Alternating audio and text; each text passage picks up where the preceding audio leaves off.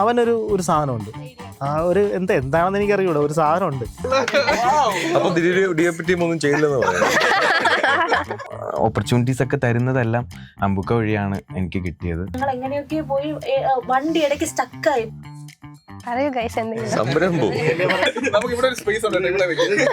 Film ഒരുമിച്ച് movie എന്ന് പറയുന്ന ഒരു ഇൻഡസ്ട്രിയിലോട്ട് നമ്മൾ ഒരുമിച്ചാണ് സ്വപ്നം കണ്ടതും കാര്യങ്ങൾ നെയ്ത് കൂട്ടിയതും.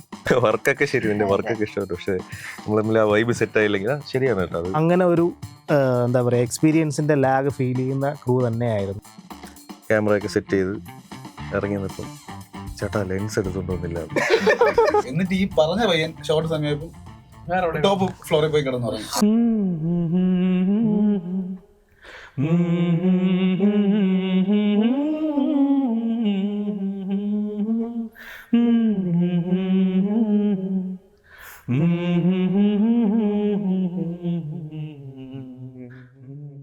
നമസ്കാരം.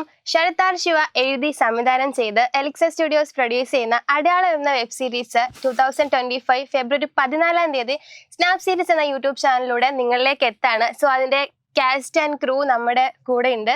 നമുക്ക് അവരുടെ ഡയറക്റ്റ് ക്വസ്റ്റ്യൻസ് ഒക്കെ ചോദിക്കാം. ഹായ്. ഹായ്.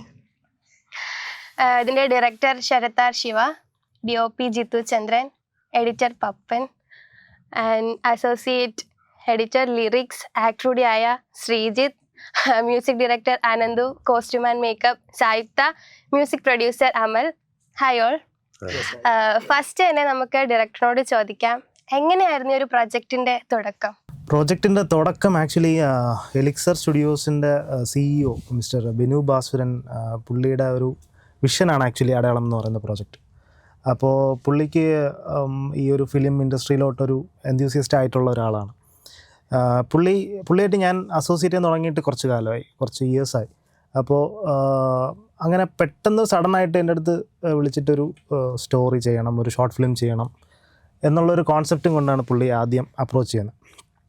സോ സ്റ്റോറി കേട്ട് കഴിഞ്ഞപ്പോൾ നമുക്ക് എന്താ പറയുക, കുറച്ചുകൂടെ എലാബറേറ്റ് ചെയ്ത് ചെയ്താൽ കൊള്ളാമെന്ന് തോന്നി. അങ്ങനെയാണ് നമ്മളതിനെ കുറച്ചുകൂടെ വലിച്ചു നീട്ടി എന്ന് പറയുന്നതിനെക്കാട്ടിയും കുറച്ചുകൂടെ സ്റ്റോറിക്ക് അത് കുറച്ചുകൂടെ ഇമ്പോർട്ടൻ്റ് ആയിരുന്നു, അത്രയും കണ്ടൻറ്റ് അതിനകത്തുണ്ടായിരുന്നു. അപ്പോൾ അത് ഡിമാൻഡ് ചെയ്യുന്നത് കൊണ്ട് നമ്മളതിനെ സീരീസ് ആക്കി മാറ്റി. പിന്നെ സീരീസ് ഇപ്പോൾ കൂടുതലായിട്ട് നമുക്ക് നമ്മുടെ സൊസൈറ്റിയിൽ കുറച്ചുകൂടെ ഇമ്പാക്റ്റ്ഫുൾ ഉണ്ടാക്കുന്നുണ്ട്. ഷോർട്ട് ഫിലിമിനെക്കാട്ടിയും കുറച്ചുകൂടെ സീരീസ് ആണെന്ന് തോന്നുന്നു, കുറച്ചുകൂടെ ഇമ്പാക്റ്റ് ഉണ്ടാക്കുന്നത്. അപ്പോൾ അങ്ങനെ ആ ഒരു തോട്ട് പ്രോസസ്സാണ് സീരീസിലോട്ട് എത്തിച്ചതും പിന്നെ അടയാളം അവിടെ നിന്നാണ് ഫോമായി വന്നത്. Okay. Amal Neerad movie, ബോഗൻ villa, recently ഇറങ്ങിയ പ്രാവിൻകുടി ഷാപ്പ് എന്നീ മൂവീസിൻ്റെ ഒക്കെ സ്പോട്ട് എഡിറ്ററാണ് പപ്പൻ. അപ്പം ഈ ഒരു മൂവി വെബ് സീരീസിലോട്ടുള്ള ഒരു സ്റ്റാർട്ട് എങ്ങനെയായിരുന്നു? ഞാനും ശരത്തും ഒരുമിച്ചാണ് അസോസിയേറ്റ് ചെയ്താണ് വർക്ക് ചെയ്യുന്നത്. ശരത്തിൻ്റെ എല്ലാ വർക്കുകളും ഞാനാണ് എഡിറ്റ് ചെയ്യുന്നത്. അപ്പോൾ ആസ് യൂഷ്വൽ ഞാൻ തന്നെ ആയിരിക്കുമല്ലോ ചെയ്യുന്നത്. അപ്പം അങ്ങനെ ഇയേഴ്സ് ബാക്ക് തുടങ്ങിയ ഒരു റിലേഷനാണ് നമ്മൾ ഫിലിം ഒരുമിച്ച് മൂവി എന്ന് പറയുന്ന ഒരു ഇൻഡസ്ട്രിയിലോട്ട് നമ്മൾ ഒരുമിച്ചാണ് സ്വപ്നം കണ്ടതും കാര്യങ്ങൾ നെയ്ത് കൂട്ടിയതും ഒക്കെ ആയിട്ട്. എനിക്കൊരു പണ്ടൊരു സ്റ്റുഡിയോ ഒക്കെ ഉണ്ടായിരുന്നു. അപ്പോൾ അങ്ങനെ സ്റ്റുഡിയോസിൽ എഡിറ്ററായിട്ടാണ് ഞാൻ അവിടെ കയറിയത്, ഫിലിമിൽ കയറുന്നതിന് മുമ്പേ ആയിട്ട്. അപ്പോൾ അങ്ങനെ അവിടെ നിന്ന് വർക്ക് ചെയ്ത് നമ്മൾ ഒരുമിച്ചാണ് ട്രാവൽ ചെയ്തുകൊണ്ടിരുന്നത്, വർക്കുകളൊക്കെ ചെയ്തുകൊണ്ടിരുന്നത്. അപ്പോൾ പെട്ടെന്ന് ഈ പറഞ്ഞതുപോലെ ഒരു ഓപ്പർച്യൂണിറ്റി ഇഷാൻ ദേവ് എന്ന് പറയുന്ന മ്യൂസിക് ഡയറക്ടർ വഴി വന്നു.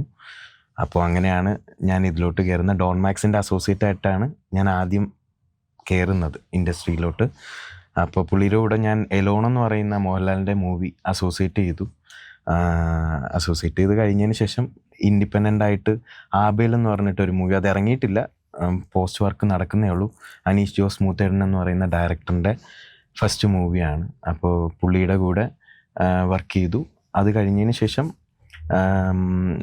ഈ പറഞ്ഞതുപോലെ ആവേശം എന്ന് പറയുന്ന മൂവിയിൽ ഒരു 2 days സ്പോട്ട് ചെയ്യാനായിട്ട് രതിൻ രാധാകൃഷ്ണൻ എന്ന് പറയുന്ന എഡിറ്ററിൻ്റെ ഒരു ഓഫർ വരുന്നുണ്ട്. അപ്പോൾ അങ്ങനെ പുള്ളിയുടെ കൂടെ ഈ പറഞ്ഞതുപോലെ ആവേശത്തിൽ വർക്ക് ചെയ്യാൻ പോയി. അവിടുന്ന് അൻവർ റഷീദ് കണക്റ്റഡ് ആയിട്ടാണ് ഈ പറഞ്ഞ ബൊഗൈൻ വില്ല അങ്ങനെയുള്ള എല്ലാ മൂവീസും. അമ്പുക്കയാണ് എനിക്ക് എന്നെ വിളിക്കുന്നതും സംസാരിക്കുന്നതും. എനിക്കിങ്ങനെ ഇത്രയും ഓപ്പർച്യൂണിറ്റീസ് ഒക്കെ തരുന്നതെല്ലാം അമ്പുക്ക വഴിയാണ് എനിക്ക് കിട്ടിയത്. അപ്പം ഞാൻ ഇവരോടെല്ലാം എപ്പോഴും കടപ്പെട്ടിരിക്കും. Okay, all the best. അപ്പം അടുത്ത മൂവിയിലെ അതെ, ഓക്കെ. ഓക്കെ, നമ്മുടെ DOP ഹായ്. എന്താണ് എന്ത് പറയൂ? അവിടെ അടയാളത്തിന്റെ എന്താണ് ഡയറക്ടർ ഓഫ് ഫോട്ടോഗ്രാഫി അടയാളം പ്രോജക്റ്റിന്റെ ആ ഒരു വിശേഷം പറയൂ. അയാളും നല്ല വിശേഷമാണ്. എനിക്ക് ഇവരെ ആരെ അറിയില്ലായിരുന്നു, ശരത്തേട്ടൻ ഉൾപ്പെടെ ആരെ അറിയില്ലായിരുന്നു. ഇതിൽ ശ്രീത്തിനെ മാത്രമായിരുന്നു മുന്നേ പരിചയമുള്ളത്. ഞങ്ങളൊരു മ്യൂസിക് വീഡിയോ ഒരുമിച്ച് ചെയ്തിട്ടുണ്ടായിരുന്നു. അപ്പം അന്ന് ശ്രീത്തോട്ട് നല്ല കമ്പനിയായി. അപ്പോൾ അവൻ ഇടയ്ക്ക് എന്നെ വിളിച്ചിട്ട് ചേട്ടാ ഇങ്ങനെ ഒരു വോക്കുണ്ട്, ഒന്ന് ചെയ്യാൻ പറ്റും. അവന് ചെയ്യാം, ഉറപ്പായിട്ടും ചെയ്യാം. അപ്പോൾ ഡയറക്ടറായിട്ടൊന്ന് മീറ്റ് ചെയ്യണം, ഒരു മീറ്റിംഗ് അറേഞ്ച് ചെയ്യട്ടെ. അങ്ങനെ ഞങ്ങൾ ലുലു മാളിൽ മീറ്റിംഗ് അറേഞ്ച് ചെയ്തു. അവിടെ പോയി സംസാരിക്കുന്ന സമയത്ത് പുള്ളി ഓക്കെ വർക്കൊക്കെ ശരി തന്നെ നിന്റെ, പക്ഷെ വൈബ് സെറ്റ് ആവണം എങ്കിലേ ചെയ്യാൻ പറ്റുള്ളൂ. വർക്കൊക്കെ ശരി, നിന്റെ വർക്കൊക്കെ ഇഷ്ടപ്പെട്ടു, പക്ഷെ നമ്മൾ തമ്മിൽ ആ വൈബ് സെറ്റ് ആയില്ലെങ്കിൽ ശരിയാണ് കേട്ടോ. അത് ഡയറക്ടർ DOP റാപ്പോ കറക്റ്റ് അല്ലെങ്കിൽ അപ്പൊ എന്തോ അത് ശരിയായെന്ന് തോന്നുന്നു. അത് ശരിയായി വന്നു എന്നുള്ളതാണ് ഏറ്റവും വലിയ കാര്യം. അങ്ങനെ അടയാളം സംഭവിച്ചു. ഇനി അങ്ങോട്ടുള്ള പണികളിലും നമ്മൾ അങ്ങനെ അസോസിയേറ്റ് ചെയ്യാൻ എങ്ങനെയുണ്ടായിരുന്നു ഷൂട്ടിംഗ്? ചലഞ്ചിങ് ആയിരുന്നു. ഷൂട്ടിംഗ് ചലഞ്ചിങ് ആയിരുന്നു. അതെ അതെ, എന്നെ ചലഞ്ചിങ് ആയിരുന്നു, നല്ലപോലെ challenging ആയിരുന്നു. എന്നിട്ട് അത് കാണുമ്പോൾ ഫസ്റ്റ് ഷോട്ട് കാണുമ്പോൾ തന്നെ മനസ്സിലായി. വെരി ഫസ്റ്റ് ഷോട്ട് തന്നെ മനസ്സിലാവും ഷൂട്ടിംഗ് എത്ര മാത്രം ചലഞ്ചിങ്. ഈ ഒരു ക്രൂ ആയിട്ടുള്ള ഒരു കൊളാബറേഷൻ എങ്ങനെയായിരുന്നു? ക്രൂ ആണ്, ഒന്നൊന്നര ക്രൂ ആണ് നമുക്ക് ആദ്യം സെറ്റായത്. കഥയെക്കാട്ടി മുന്നേ ക്രൂ ആണ് സെറ്റായത്. അപ്പോൾ ഒരു ക്രൂ ഫോർമേഷൻ എന്ന് പറയുമ്പോൾ ആക്ച്വലി എന്താ പറയുക, നമ്മളൊരു ഫാമിലി ക്രിയേറ്റ് ചെയ്യുന്ന പോലെ അത്രയും ബുദ്ധിമുട്ടുള്ളൊരു പരിപാടിയാണ്. ഇതിനകത്ത് ആരെങ്കിലും ഒരാൾ മിസ്പ്ലേസ് ആയാൽ മതി, മൊത്തം ടീമിനെ അത് ബാധിക്കും. അപ്പോൾ ആദ്യം നമുക്ക് ക്രൂ ആണ് സെറ്റായത്. ആ ക്രൂവിൻ്റെ ഡെഡിക്കേഷനാണ് അടയാളത്തിൽ റിഫ്ലക്റ്റ് ആയിട്ടുള്ളത്. അപ്പോൾ crew complete credit goes to crew. ഒരുപാട് ക്യാരക്ടേഴ്സ് ഉള്ള ഒരു വെബ് സീരീസ് ആയിരുന്നു അടയാളം എന്ന് പറയുന്നത്. അപ്പൊ അതിനൊരു മേക്കപ്പ് ആൻഡ് കോസ്റ്റ്യൂം ഫുള്ളി ചെയ്തത് സാഹിത്യ ആയിരുന്നു.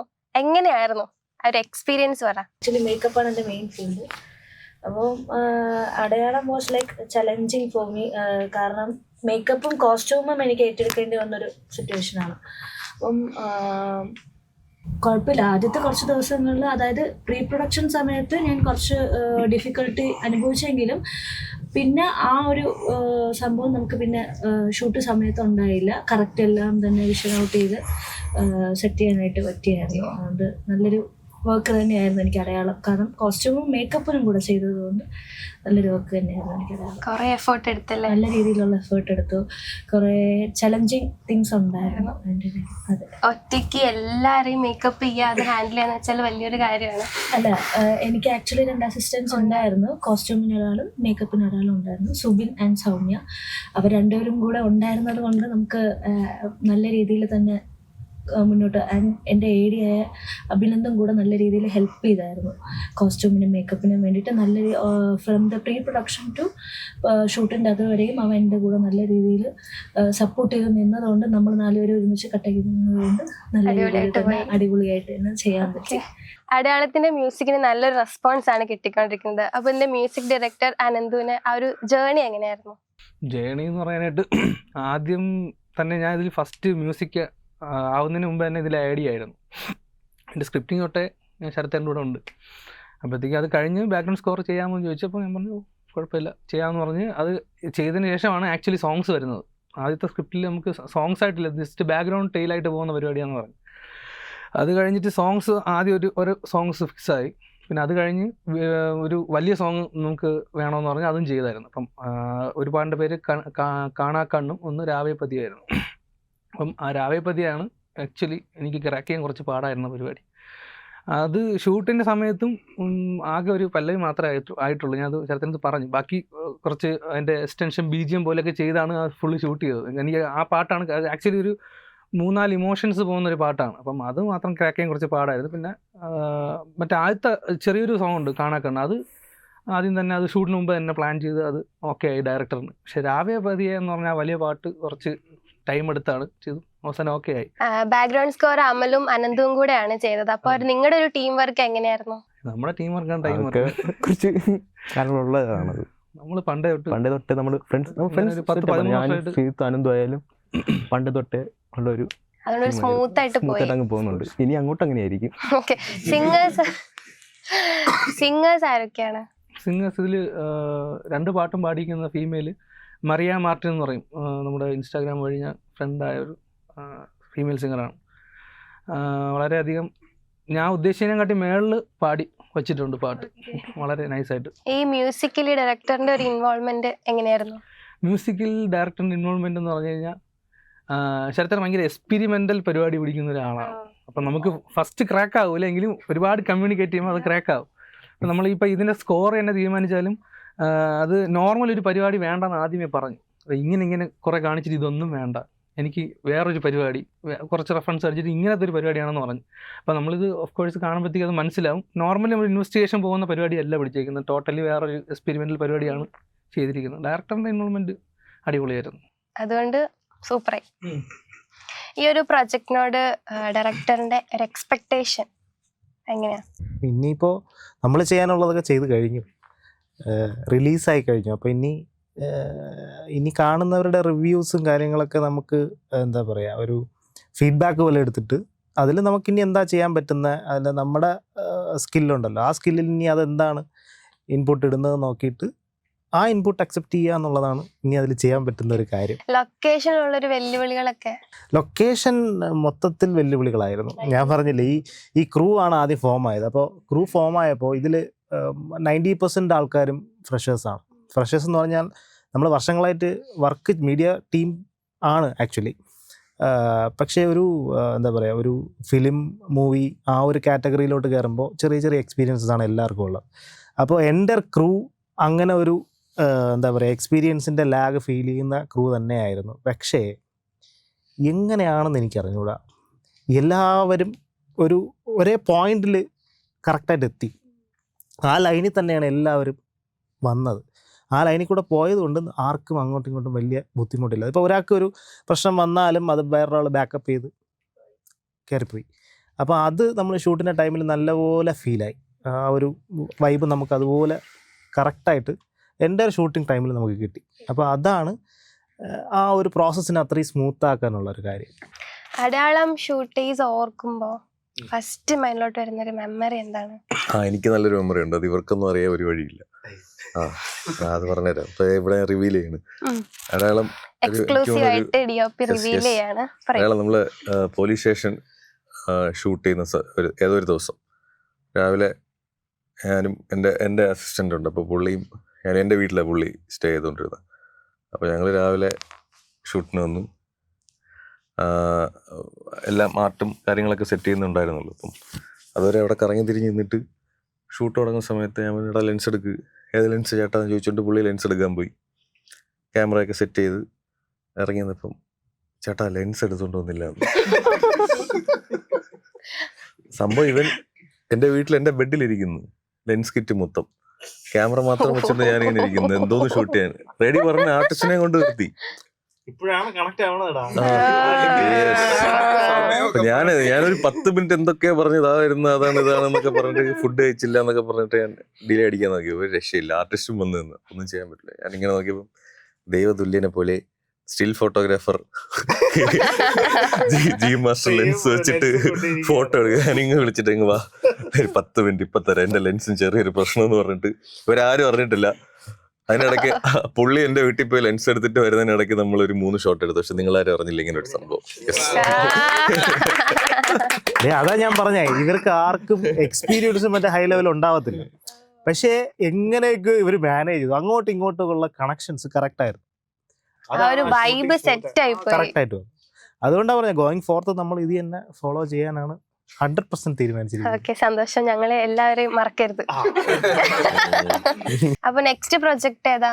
നെക്സ്റ്റ് പ്രോജക്റ്റ് നല്ല ചോദ്യം. Next project of course movie തന്നെയാണ്. അതിൻ്റെ സ്ക്രിപ്റ്റ് റൈറ്റിംഗ് തുടങ്ങി, ഈ മാസം തുടങ്ങി. 2 പുതിയ ആൾക്കാരാണ് ചെയ്യുന്നത്, അനന്തുവും ശ്യാമും. അപ്പോൾ അവരുടെ പ്രീ വർക്ക് സ്റ്റാർട്ട് ചെയ്തു, അവർ സ്ക്രിപ്റ്റിങ്ങിൽ ഇരിക്കുകയാണ്. ഇപ്പം നമ്മൾ ചെയ്ത അടയാളത്തിൻ്റെ ബാക്ക്ഗ്രൗണ്ടോ ഒരു ഇൻവെസ്റ്റിഗേഷൻ ത്രില്ലിംഗ് എലമെൻസോ ഒന്നുമില്ലാത്ത ഒരു പുതിയ പരിപാടിയാണ് പിടിക്കാൻ ഉദ്ദേശിക്കുന്നത്. കംപ്ലീറ്റ് എൻ്റർടൈനർ എന്നുള്ള ആ ഒരു സാധനം മാത്രം ഫോക്കസ് ചെയ്തുകൊണ്ടുള്ള ഒരു പരിപാടിയാണ്. എന്തായാലും 2025 നടക്കും എന്നാണ് ഇപ്പോഴത്തെ പ്ലാനിങ്. All the best. നമ്മുടെ ഈ എഡിറ്റിംഗ് ടൈമിൽ എന്തെങ്കിലുമൊക്കെ ഒരു ചലഞ്ചസ് ഉണ്ടായിരുന്നോ, അതോ ഈസി ആയിട്ട് പോയോ? അത് എന്നെ അസോസിയേറ്റ് ചെയ്ത ശ്രീജിത്താണ്. ശ്രീജിത്ത് ഏറ്റവും കൂടുതൽ ചലഞ്ച് അനുഭവിച്ച വ്യക്തിയാണ് മെയിൻ എഡിറ്റർ. കാരണം ഞാനപ്പോൾ ആ സമയത്ത് പാതിരാത്രി എന്ന് പറഞ്ഞ സൗബിക്കയുടെ മൂവി ചെയ്തുകൊണ്ടിരിക്കുകയാണ്, രത്തീന ചേച്ചിയുടെ. അപ്പോൾ അതും ഇതും കൂടി മാച്ച് ചെയ്ത് പോകണം. എക്സ്പ്ലനേഷൻ നമുക്ക് രണ്ടാമത് പറയാം. 1+ hour ഡ്യൂറേഷൻ ഉള്ള ഒരു വെബ് സീരീസ് ആണ്. ടോട്ടൽ ലെങ്ത് ഒറ്റ ദിവസം കൊണ്ടാണ് സാർ എഡിറ്റ് ചെയ്തത്. ഒറ്റ ദിവസം കൊണ്ടാണ് പുള്ളി എഡിറ്റ് ചെയ്ത് തീർത്തത്. അതാണ് അങ്ങനെ പുള്ളിയുടെ പരിപാടി. അപ്പൊ അതിന് ബാക്ക് ബോൺ ആയത് അതെ, ശ്രീജിത്തിന്റെ നല്ലൊരു ഹെൽപ്പിംഗ് ഉണ്ടായിരുന്നു എനിക്ക്. അപ്പോൾ ബാക്കി പരിപാടിയും കൂടി ആയപ്പം എല്ലാം കളർഫുള്ളായി. അപ്പോൾ ഔട്ട് നന്നായിട്ട് വന്നിട്ടുണ്ടെന്ന് വിചാരിക്കുന്നു. ബാക്കി ആൾക്കാർ കണ്ടിട്ട് പറയട്ടെ. അതെ, പിന്നെ എക്സ്പെഷ്യലി പറയാൻ വിട്ടുപോയ ഒരു കാര്യം, മ്യൂസിക് വൈസ് ഞാൻ കേട്ടതാണ് പരിപാടിയെല്ലാം. എല്ലാവർക്കും ഓപ്പൺലി പറയാ, എല്ലാവർക്കും പരിപാടി നന്നായിട്ട് ഇഷ്ടപ്പെടും എന്ന് എൻ്റെ ഒരു എക്സ്പീരിയൻസിൽ ഞാൻ പറയുന്നു. ഭയങ്കരമായിട്ട് 2 സോങ്സ് ആയിരുന്നാലും ഇവർ നന്നായിട്ട്, അനന്തവും അമലും അതിഗംഭീരമായിട്ട് ചെയ്തിട്ടുണ്ട്. ഞാൻ അവരെ പേഴ്സണലി വിളിച്ച് അപ്രീഷിയേഷൻ ചെയ്തതാണ്. എനിക്ക് ഭയങ്കരമായിട്ട് ഇഷ്ടപ്പെട്ടു. അത് എന്തായിരുന്നാലും ആൾക്കാർക്ക് ഒരിക്കലും, പ്രേക്ഷകർക്ക് ഒരിക്കലും ഒരു ബോറടിപ്പിക്കത്തില്ല. നമ്മുടെ ഫുൾ അടയാളം എന്ന് പറയുന്ന ഒരു വെബ് സീരീസ് അടിപൊളിയായിട്ട് തന്നെ, ഗംഭീരമായിട്ട് തന്നെ എല്ലാവരും അഭിപ്രായം പറയും. അത് ഉറപ്പാണ്. മൂവി വെബ് സീരീസ് ആണോ മൂവിയേക്കാൾ ഇഷ്ടപ്പെട്ടൊരു വെബ് സീരീസ്? എനിക്കാണോ? എൻ്റെ അടുത്താണോ? വെബ് സീരീസ് ആണോ മൂവിയാണോ ഇഷ്ടം? അങ്ങനെ ചോദിക്കുകയാണെങ്കിൽ രണ്ടും ഒരുപോലെ ഇഷ്ടം തന്നെയാണ്, അല്ലാതെ പ്രത്യേകിച്ച്. പക്ഷേ രണ്ടിനും കുറേ ഡിഫറൻസ് ഉണ്ടല്ലോ. ടെക്നിക്കലി നോക്കിയാലും നമ്മൾ കാണുമ്പോൾ ഉള്ളൊരു എന്താ പറയുക, എൻ്റർടൈൻമെൻറ്റ് സെക്ഷനിലോട്ട് നോക്കിയാലും രണ്ടിനും വ്യത്യാസങ്ങളുണ്ട്. സീരീസ് ആകുമ്പോൾ കുറച്ചുകൂടെ നമുക്ക് എലാബറേറ്റ് ആയിട്ടുള്ള കുറച്ച് കാര്യങ്ങൾ ഡീപ്പായിട്ട് പറയാനുണ്ട് എന്നുണ്ടെങ്കിൽ നമുക്ക് സീരീസ് നല്ലപോലെ യൂസാണ്. അതേപോലെ തന്നെ ഒരു ചെറിയ ഷോർട്ട് സ്പാൻ ഓഫ് ടൈമിൽ ഒരു 3 hours ഒരാളെ ഇരുത്തിയിട്ട് നമുക്കതിനെ എൻ്റർടൈൻമെൻ്റ് ആയിട്ടുള്ള രീതിക്ക് അപ്രോച്ച് ചെയ്യണം എന്നുള്ള സാധനമാണെങ്കിൽ മൂവി. അപ്പോൾ രണ്ടും ഒരുപോലെയൊക്കെ തന്നെയാണ്. അല്ലാണ്ട് ഇപ്പോൾ നമ്മൾ സീരീസ് എടുക്കാനുള്ള കാര്യം ഞാൻ പറഞ്ഞു. അപ്പോൾ ഒരു ഷോർട്ട് ഫിലിം കണ്ടന്റിനെയാണ് നമ്മൾ ആക്ച്വലി സീരീസിൻ്റെ കണ്ടന്റ് ഉണ്ടെന്ന് പറഞ്ഞിട്ട് അതിനെ അങ്ങോട്ടേക്ക് മാറ്റിയത്. അപ്പോൾ അതുപോലെ തന്നെ ഈ രണ്ടിനും അതിൻ്റെതായ ഫാക്ടേഴ്സ് ഉണ്ട്. സോ രണ്ടും ഇഷ്ടമാണ്. നിങ്ങൾ ഒരുമിച്ചൊരു സോങ് ചെയ്യണത് ഫസ്റ്റ് ടൈം ആണോ? അല്ല, അത് ഞാൻ പറഞ്ഞു കഴിഞ്ഞു. എല്ലാം ഒരുമിച്ചാണ് ചെയ്തോണ്ടിരിക്കുന്നത്. അപ്പൊ നമ്മൾ ആദ്യമായിട്ട് വർക്ക് ചെയ്തത് എപ്പോഴാ? അയ്യോ, 2022 തോന്നുന്നു. കോവിഡ് സമയത്താണ് ആദ്യത്തെ വർക്ക് ചെയ്യണം. 2020 സോറി. അപ്പോഴാണ് അവരവരെ വീട്ടിൽ നിന്ന് അവരൊരു ജോലി ചെയ്ത് ഒരു പാട്ട് നമ്മൾ റിലീസ് ചെയ്തു. പിന്നെ അത് ഇഷ്ടപ്പെട്ട് വേറൊരു പ്രൊഡ്യൂസർ വന്ന് അതിനെ കുറച്ചും കൂടെ വലുതാക്കി ചെയ്തു. അതാണ് ലിറിക്സ് ബാക്കിങ് ചെയ്ത് ഞാൻ കമ്പോസ് ചെയ്ത് പാടിയത് ഞാൻ തന്നെ. ആദ്യത്തെ വർക്ക് അതാണ്. അതിന് മുമ്പ് ചെറിയ ചെറിയ വർക്ക്, വെളിയിറങ്ങാത്ത ഒരുപാട് വർക്കുകൾ ചെയ്തിട്ടുണ്ട്. പക്ഷെ ആദ്യമായിട്ട് വെളിയിൽ വന്ന വർക്ക് അതാണ്. ഓക്കെ, അപ്പൊ നിങ്ങളുടെ ഫ്രണ്ട്സ് ടീമിന്റെ അപ്കമിങ് വർക്ക്സ് ഏതൊക്കെയാ? അടുത്തൊരു വർക്ക് ഫ്രണ്ട്സ് ടീമിൽ നമ്മുടെ ഒരു ഷോർട്ട് ഫിലിം വരാറുണ്ട്. അതല്ലാതെ ഞാൻ ഒരു മൊഴി എന്ന് പറഞ്ഞൊരു വർക്ക് ചെയ്തിട്ടുണ്ട്. അല്ലാതെ കുറച്ച് ഷോർട്ട് ഫിലിംസും ആഡ്സും ആയിട്ട് അല്ലടാ കുറച്ച് പരിപാടികളുണ്ട്. ഇത് തന്നെയാണ്. അപ്പൊ ഷൂട്ടിൽ ഏറ്റവും ബുദ്ധിമുട്ടൊരു പോയിന്റ് ഏതായിരുന്നു ഷൂട്ട് ടൈമില്? ആരടുത്താണ്? Costumer, makeup and costumer. ഇങ്ങനെയൊന്നും അല്ല കേട്ടോ, സെറ്റിൽ ഭയങ്കര അലമ്പാണ്. ഇരിക്കുന്ന ഇരിപ്പ് കണ്ടു കഴിഞ്ഞാൽ ഭയങ്കര ഭാവം തോന്നും. അതാണ് ഇവിടെ ആക്ഷൻ വിളിച്ചു കഴിയുമ്പോഴാണ് ഓടി വന്നിട്ട് ഇവിടെ ഇതൊക്കെ മതിയുടെ. എനിക്ക് ചലഞ്ചിങ് ആയിട്ട് ഫേസ് ചെയ്യാനായിട്ട് അങ്ങനെ എനിക്ക് ഹെൽപ്പ് ചെയ്യാനായിട്ട് അവർ ഉണ്ടായിരുന്നതുകൊണ്ടും പിന്നെ മോസ്റ്റ്ലി എല്ലാവരും എനിക്ക് അറിയാവുന്ന ക്രൂ മെമ്പേഴ്സ് തന്നെയായിരുന്നു. ഈവൻ ശരത്തേട്ടനായിരുന്നാലും ഞാൻ 3 വർഷമായി ചേട്ടൻ്റെ കൂടെ വർക്ക് ചെയ്യാൻ തുടങ്ങിയിട്ട്. അനന്തു, ശ്രീജിത്ത്, അമലിൻ്റെ കൂടെ ഏകദേശം ഞങ്ങൾ ഫ്രണ്ട്സായിട്ട് ഒരു 7 വർഷമാവും.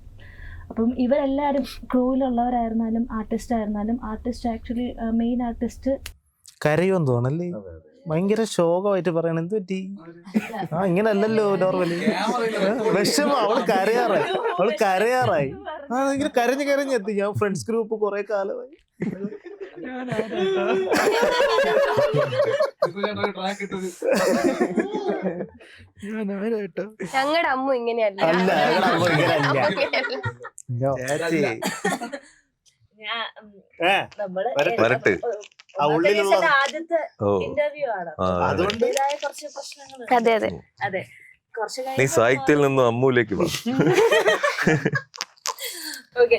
അപ്പം ഇവരെല്ലാരും എന്റെ ഫ്രണ്ട്സ് ആണ്. അപ്പം ശ്രീജിത്താണ് ശരത്തേട്ടനെ എനിക്ക് ഇൻട്രൊഡ്യൂസ് ചെയ്തു തരുന്നത്. അങ്ങനെ 2-3 പ്രോജക്റ്റ് ഒക്കെ ചെയ്തു. പ്രോജക്റ്റ് എന്ന് പറഞ്ഞാൽ ചേട്ടന്റെ ഒരു സംഭവത്തിന് വേണ്ടിയിട്ട് എന്നെ വിളിച്ചതാ.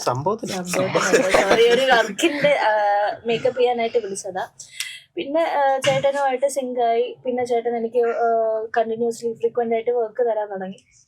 അങ്ങനെ പുള്ളിയാണ് എന്നെ എൻ്റെ ആദ്യത്തെ ഒരു വലിയൊരു വെബ് സീരീസ് ആണിത്.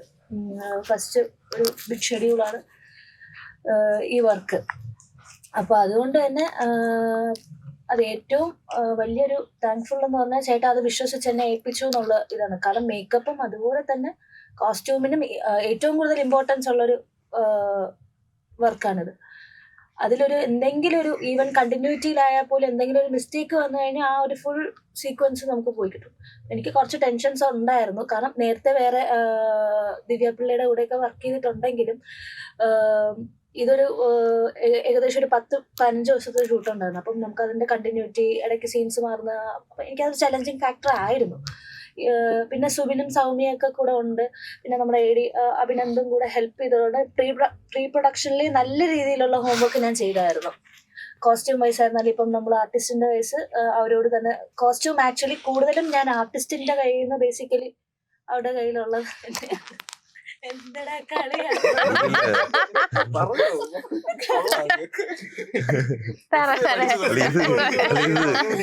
അല്ല, ഇവളത് മാത്രം കട്ട് ചെയ്തൊരു വീഡിയോ ഇടാം. അല്ല, കൂടുതൽ ആർട്ടിസ്റ്റിന്റെ സൈഡിൽ നിന്നാണ് നമ്മൾ കോസ്റ്റ്യൂം, കളർ പാലറ്റും കാര്യങ്ങളും ഉണ്ടായിരുന്നു. ഡയറക്ടർ സാർ ഓൾറെഡി നമുക്ക് കളർ പാലറ്റ് തന്നായിരുന്നു. അപ്പോൾ അത് വൈസ് നമ്മൾ കളർ പാലറ്റ് ചൂസ് ചെയ്ത് അവരുമായിട്ട് അറിയാമല്ലോ എങ്ങനെയാണെന്നുള്ളത്. അറിയില്ല. അങ്ങനെ ഞാനും അഭിനന്ദും കൂടെ ഇരുന്ന് പ്രീ പ്രൊഡക്ഷൻ അഭിനന്ദ് കോസ്റ്റ്യൂമിന്റെ ഏരിയാണ്. അഭിനന്ദിന്റെ കോസ്റ്റ്യൂമിന്റെ ഏരിയാണ്. ഇവിടെ കാണിക്കണേ. ഫോട്ടോ ഇവിടെ വരണേ. അപ്പോൾ പുള്ളി ഞാനും കൂടെ കുറെ വർക്കൗട്ട് ചെയ്ത് പിന്നെ നമ്മൾ കുറച്ച് പോലീസിന്റെ കോസ്റ്റ്യൂംസും അങ്ങനെ നല്ല രീതിയിൽ തന്നെ ഒരു ഹോംവർക്ക് ചെയ്തതുകൊണ്ട് എനിക്ക് നല്ല രീതിയിൽ വലിയ ചലഞ്ചിങ് ആയിട്ട് നമുക്ക് കോസ്റ്റ്യൂം വേണ്ടി വന്നില്ല. എന്നാലും ചില സിറ്റുവേഷൻസിൽ നിന്ന് പിന്നെ നമുക്ക് നല്ല വലിയ സിറ്റുവേഷൻ ഇവന് പറഞ്ഞതുപോലെ ലെൻസ് പോയില്ലേ, അതുപോലെ പല സാധനങ്ങളും സമയത്തിന് പലതും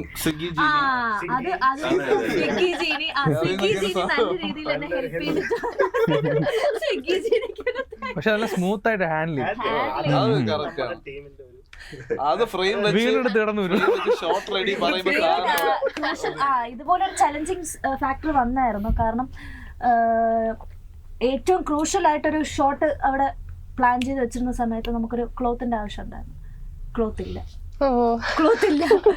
ഞങ്ങൾ അവസാനം ഞാനും ആർട്ടുകാരും തമ്മിൽ അടിയായി. കാരണം ഞാൻ പറഞ്ഞത് ആർട്ടിന്റെ ഡിപ്പാർട്ട്മെന്റ് ആണ്, ആർട്ടുകാർ അല്ല ഇത് കോസ്റ്റ്യൂമിന്റെ ആണെന്ന് പറഞ്ഞ് ഞാനും ആർട്ടും കൂടെ അടിയായി. അവസാനം ഒന്നും ചെയ്യാൻ പറ്റില്ല. ഞാൻ വേറൊരു ആവശ്യത്തിന് വേണ്ടി വെച്ചിരുന്ന ക്ലോത്തിന് അവസാനം കീറിയാണ് ഞാൻ അത് എടുത്ത് കൊടുക്കേണ്ടി വന്നത്. അങ്ങനെ അതും പോയി മേടിക്കാൻ പറ്റാത്തൊരു ലൊക്കേഷനിലായിരുന്നു, കട പോലും ഇല്ലാത്തൊരു ലൊക്കേഷനിലായിരുന്നു അതുണ്ടായിരുന്നത്. അവസാനം അത് എങ്ങനെയൊക്കെയോ മാനേജബിൾ ആയിട്ട് പോയി. അത് ഭയങ്കര ആ സീരീസിൻ്റെ തന്നെ ഏറ്റവും ക്രൂഷ്യൽ ആയിട്ടുള്ളൊരു പോയിന്റാണ് ആ ഒരു സീൻ എന്ന് പറഞ്ഞാൽ.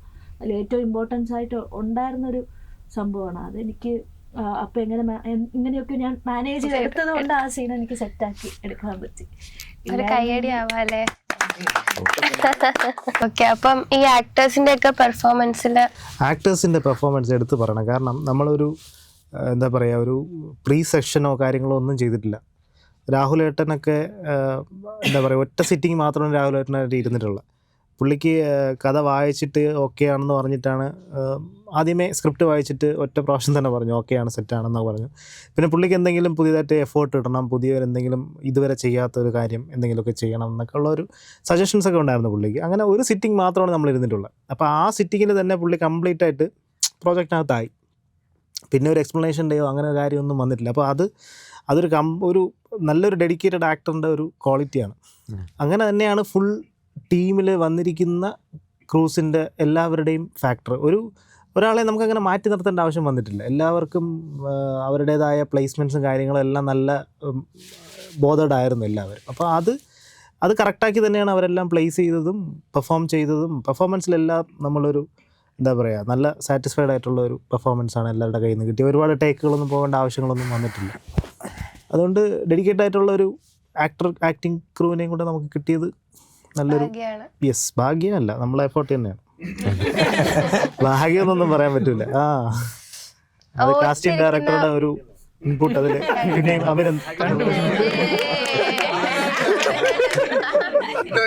അല്ല തമ്പനയിൽ കിട്ടി ആരാണ് ഓർത്തിരിക്കുന്ന ഒരു മെമ്മറി എപ്പോ ചോദിച്ചാലും പെട്ടെന്ന് പറയാൻ പറ്റും.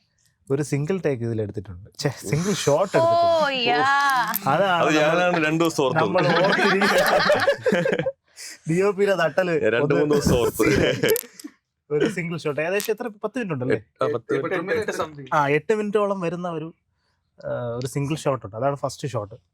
അപ്പോൾ അത് എടുക്കാനായിട്ട് നമ്മൾ ഓർത്തിരിക്കുന്ന കാര്യങ്ങളാണ്. അതിൽ ഈ ഏകദേശം 35ഓളം ക്രൂവും പിന്നെ ആക്ടിങ് ടീമും എല്ലാം കൂടെ ഒരു 50-ഓളം ആൾക്കാരുണ്ടായിരുന്നല്ലേ. ഈ 50 പേരും സിങ്കായിട്ട് നമ്മളൊരു 4 ടേക്ക് 4-5 ടേക്ക് 10-15 പ്രതീക്ഷിച്ചു നമ്മൾ. രാവിലെ തൊട്ട് ഒരു ഉച്ച കഴിഞ്ഞ് വരെയുള്ള ടൈം. ഈ സമയത്താണ് ആക്ച്വലി ലെൻസും കൂടെ അറിയില്ല.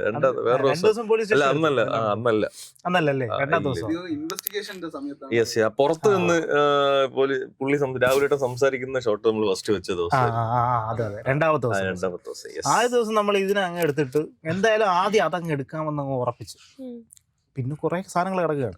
2 ദിവസം അവിടെ ഷൂട്ട് ചെയ്യാൻ പറ്റൂ, പിന്നെ അങ്ങോട്ട് ഷൂട്ട് ചെയ്യാൻ പറ്റൂല അവിടെ. അപ്പോൾ അങ്ങനെയൊക്കെയുള്ള കുറെ ചലഞ്ചുണ്ട്. എന്നാലും ഫസ്റ്റ് ഇത് തന്നെ എടുക്കാമെന്ന് തീരുമാനിച്ച് അളിയൻ കട്ടാക്കി നിന്നു. ഇത് മതി എന്നുള്ള തീരുമാനത്തിൽ അങ്ങ് ഉറച്ചു നിന്നുകൊണ്ട് നമ്മൾ പിന്നെ ഞാൻ സ്ക്രിപ്റ്റ് വായിച്ച സമയത്ത് എനിക്ക് തോന്നുന്നത് മൾട്ടിപ്പിൾ ഷോട്ട്സ് ആയിരുന്നു. മൾട്ടിപ്പിൾ ഷോട്ട് ആയിരുന്നു. ഒരു 3 സീനോ 4 സീനോ എന്തായിട്ട് ഡെവലപ്പ് ചെയ്ത് വെച്ചിരുന്ന സാധനമാണ്.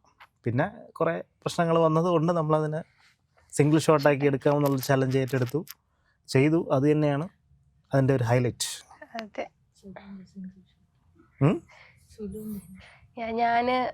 അത് മെയിനായിട്ട് ആങ്കർ കുറച്ച് നേരത്തേക്ക് ഒന്ന് ഷിഫ്റ്റ് ചെയ്യുകയാണ്. ഇതിലെ മെയിൻ ആയിട്ടുള്ള ഒരു റോള് ചെയ്തിരിക്കുന്ന ആളാണ് സുലു. അതും കൂടെ നമ്മൾ പറയണം. എല്ലാവരും ഇങ്ങനെ തലമുത്തരം എടുത്ത് നോക്കണം ആരാണ് താഴെ ഇരിക്കുന്നത്. അപ്പൊ സുലു അതിലുള്ള ഒരു മെയിൻ ക്യാരക്ടർ ചെയ്ത ആളാണ്. അപ്പൊ സുലുവിന്റെ എക്സ്പീരിയൻസ് സുലു തന്നെ പറയും. എങ്ങനെ ഇതിലോട്ട് വന്നു അതുകൂടെ പറയാം. അല്ലല്ല, ആദ്യം എങ്ങനെ ഇതിലോട്ട് വന്നു എന്ന് പറ. രാവിലെ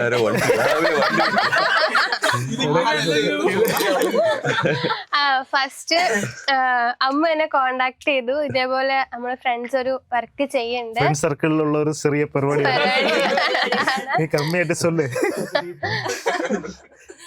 ഇൻട്രസ്റ്റ് ഉണ്ടോ, ഞാൻ അവർക്ക് കോണ്ടാക്ട് ഷെയർ ചെയ്യട്ടേന്ന് ചോദിച്ചു. ഞാൻ ചെയ്തു, നല്ല വർക്കാണ് ചെയ്തോ പറഞ്ഞു. ഞാൻ കൂടെ ഉണ്ടാവും. എത്ര ദിവസം ആകുമ്പോ എനിക്ക് പേടിയായിരുന്നു ഒറ്റയ്ക്ക് വരാൻ വേണ്ടി. ഞാനുണ്ടാവും, ഫുൾ ടൈം കൂടെ ഉണ്ടാവും, ധൈര്യമായിട്ട് പോരെന്നൊക്കെ പറഞ്ഞു. വന്നിട്ട് പിന്നെ തിരിച്ചു പോകാൻ വയ്യ.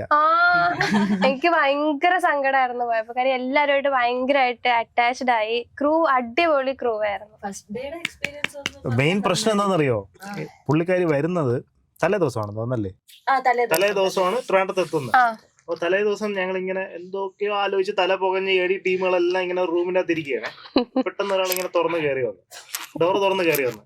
നോക്കിയപ്പോ ഓക്കെ ഒരു എന്താ പറയുക മോഡേൺ ടൈപ്പ് ഒക്കെ ആയിട്ട് അങ്ങനത്തെ ഒരു ഡ്രസ്സിങ് ഒക്കെ ഇട്ട് കയറി വന്നു. അപ്പോൾ കാസ്റ്റിംഗ് ഡയറക്ടർ അഭിനന്ദ് പറഞ്ഞു ആക്ടറാണേ വന്നത്. ഞാൻ ആലോചിക്കുകയാണ് ഇത് ഏത് റോൾ ഏതാണെന്ന് എനിക്കങ്ങോട്ട് മനസ്സിലാവണില്ല. അല്ല, മേക്കപ്പ് ഇട്ട് വന്നിട്ട് എന്നോട് പറഞ്ഞു. ഞാൻ എപ്പോഴും മേക്കപ്പ് ഇട്ട സുലുവിനാണ് ഞാൻ കണ്ടത്. അപ്പോഴാണ് പറഞ്ഞത് ഞാൻ ആക്ച്വലി ഇങ്ങനെയല്ല, ഞാനല്ല. അല്ല, മേക്കപ്പ് ഇടാൻ സമയത്ത് ആക്ച്വലി ആള് കരഞ്ഞില്ല. എനിക്ക് വേണ്ട ലിപ്സ്റ്റിക്, എനിക്ക് ഇച്ചിരി ലിബാമെല്ലാം തരുമോ? അത് ആ ക്യാരക്ടർ എന്ന് പറഞ്ഞാൽ ഒരു പോയിന്റിൽ ഒരു ചെറിയ സാധനം ആ ക്യാരക്ടറിന് വരുന്നുണ്ട്. അപ്പൊ അതുകൊണ്ട് ആ ക്യാരക്ടറിനെ ഡിസൈൻ ചെയ്ത് വെച്ചിരിക്കുന്ന ഭയങ്കര എന്താ പറയാ, നമുക്ക് കണ്ടു കഴിഞ്ഞാൽ സാധാരണ ഒരു വീട്ടിൽ നിന്നൊക്കെ വരുന്ന ഒരു പെങ്കൊച്ച്, പക്ഷെ കുറച്ചായിട്ട് ഒരു പോയിന്റ് കഴിയുമ്പോഴത്തേക്ക് ആളുടെ ഉള്ളിലുള്ള ഒരു സാധനം പുറത്തോട്ട് വരണം. അപ്പൊ അതിന് വേണ്ടിയിട്ടാണ് ആ ഫീൽ അങ്ങനെ തന്നെ അറ്റയർ ചെയ്തത്. അതുകൊണ്ടാണ് അങ്ങനെ ഞാൻ ഓൾറെഡി ഹെയർ കളർ ചെയ്തിട്ടുണ്ടായിരുന്നു. ഞാൻ ആക്ച്വലി അത് മാറ്റാൻ വേണ്ടിയിട്ട് നല്ല രീതിയിൽ ബ്ലാക്ക് ഒക്കെ അടിച്ച് ആള് കരഞ്ഞില്ലാന്ന്, നല്ല രീതിയിൽ കണ്ണൊക്കെ നിറഞ്ഞിട്ട് പറ്റൂല, എനിക്കിങ്ങനെ പറ്റൂല, എന്റെ ഹെയറിലൊന്നും ചെയ്യണ്ട, വാക്സ് ഒന്നും തേക്കരുത്, ജെല്ലൊന്നും തേക്കരുത്, ഒട്ടിക്കരുത്, എനിക്ക് കുറച്ചും കൂടെ ക്യാരക്ടർ അങ്ങനെ മോഡലായിട്ട് വന്ന ക്യാരക്ടറിനെ പിടിച്ചാണ് നമ്മൾ അവസാനം ആൾ അതിന് അതിലോട്ട് അങ്ങ് ജെല്ലായി. ഫസ്റ്റ് ഒരു ഇച്ചിരി നേരം എനിക്ക് പ്രശ്നം ഉണ്ടാവുള്ളൂ. കാര്യം മുടിയൊക്കെ വാക്സ് തേച്ച് എന്നാ അത്രയും താക്കേണ്ട കാര്യം ഇല്ലല്ലോ എന്ന് ഞാൻ പറയണെങ്കിൽ. ഇതാണെങ്കിൽ ബ്ലാക്ക് സ്പ്രേ അടിക്കും, പക്ഷെ കളറ് ഇത് ഫുള്ള് ബ്ലാക്ക്. ഇതിനെ ഈ ലുക്കിൽ ഇരിക്കുന്ന ആളെയാണ് നമ്മൾ പോലീസിൽ കാണുന്നത്. അതിന്റെ ഫേസിൽ എന്തൊക്കെയോ ആക്കിയില്ലേ, ഫേസ് ആക്ച്വലി ഡള്ളാക്കി വെച്ച്. ഡള്ളാക്കണമെന്ന് ഡയറക്ടേഴ്സ് പറഞ്ഞിട്ടുണ്ടായിരുന്നു. പക്ഷെ സുലുവിന്റെ ആ വിഷമം കണ്ട് ഞാൻ കൂടുതൽ ഡള്ളാക്കാനായിട്ട് വെച്ചിട്ട് പിന്നെ ആള് അല്ലാതെ പിടിച്ചിട്ടുണ്ട്.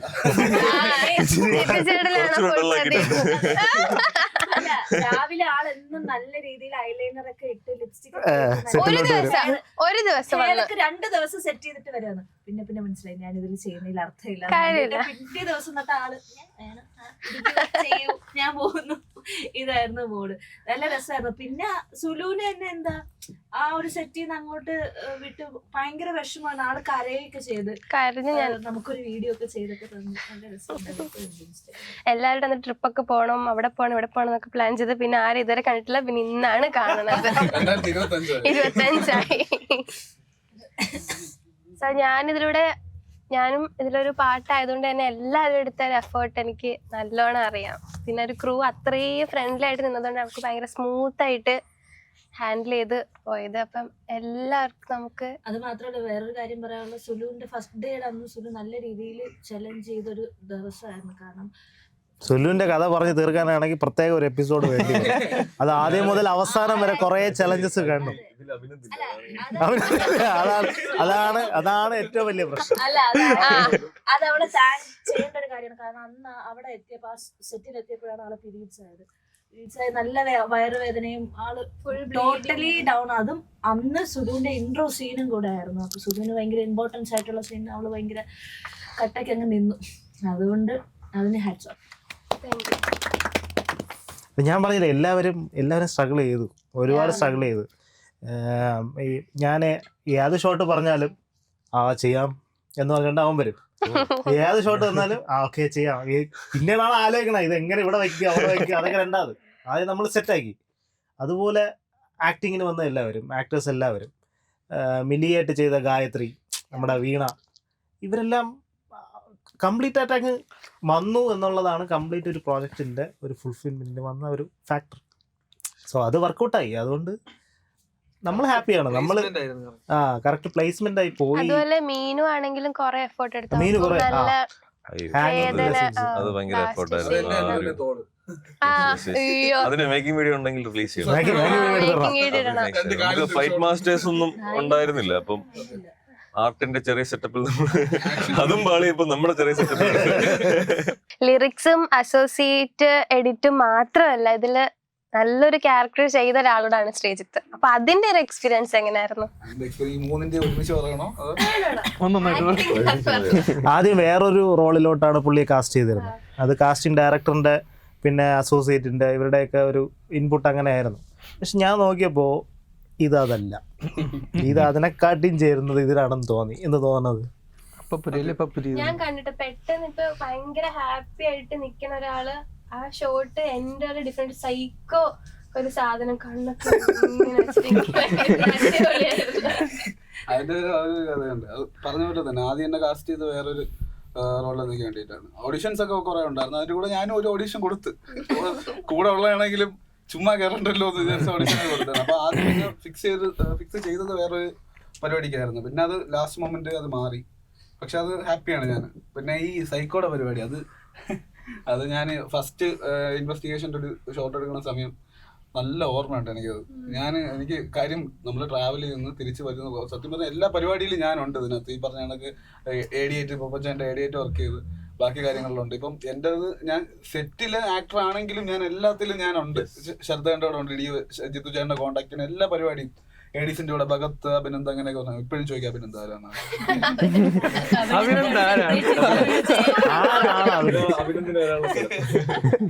കാര്യം സംഭവം നമ്മളിതൊരു ഫാമിലിയാണ്, ഫ്രണ്ട്സ് സർക്കിളാണ്. നമുക്ക് ഈ വർക്ക് വഴി ബന്ധപ്പെട്ട ആൾക്കാരൊന്നുമല്ല. അപ്പം നമുക്ക് അങ്ങനെ മാറി ഒരു തസ്തികയിൽ നിൽക്കുമ്പോഴത്തേക്ക് അതിന്റെ ഷോ ഓഫ് ഒന്നും കാണിക്കേണ്ട കാര്യമില്ല, അങ്ങനെ കാണിക്കേണ്ട കാര്യമേ ഇല്ല.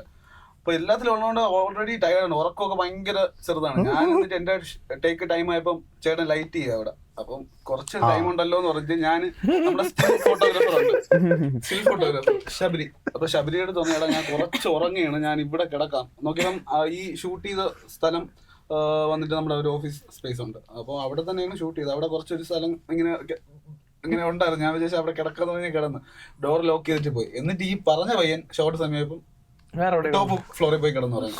ഷോർട്ട് സമയമായപ്പോൾ ഞാനും ബാക്കി ഏടികളെല്ലാം ആളെ കാണാനില്ല. 1.25 മണിക്കൂർ അനുസരിച്ച് ഇവര് ഫോൺ വിളിക്കുന്ന. എന്റെ ഫോൺ സൈലന്റ്, ഷോർട്ട് ടൈമിൽ ആയപ്പോ ഞാൻ ഫോൺ സൈലന്റ് ചെയ്ത് വെച്ചു. ഫുള്ള് നോക്കി. എന്നിട്ട് ഞാൻ കട്ടായിട്ട് വന്ന് എന്നെ തപ്പിയെടുത്ത് കട്ടായിട്ട് വന്ന് ഞാൻ ഫ്രണ്ട് ചെയ്തത്. ഞാൻ പിച്ച് പോയി പറഞ്ഞാണ് അഭിനയിച്ചത്. സത്യം പറഞ്ഞാൽ ആദ്യം അത് നല്ല മൊമെന്റ് ആയിരുന്നു. നല്ല ഓർമ്മയുണ്ട്. കാര്യം വൈഡ് ഫ്രെയിം വെച്ച് മാസ്റ്റർ ഷോട്ടാണ് ആദ്യം എടുക്കുന്നത്. ആളെ കിട്ടാത്തതുകൊണ്ട് നമ്മൾ 6 കൊല്ലം വേറെ ആളെ വേറെ ആളെ പിടിച്ചിരുത്തി പഠിപ്പിക്കുകയൊക്കെ ചെയ്തു.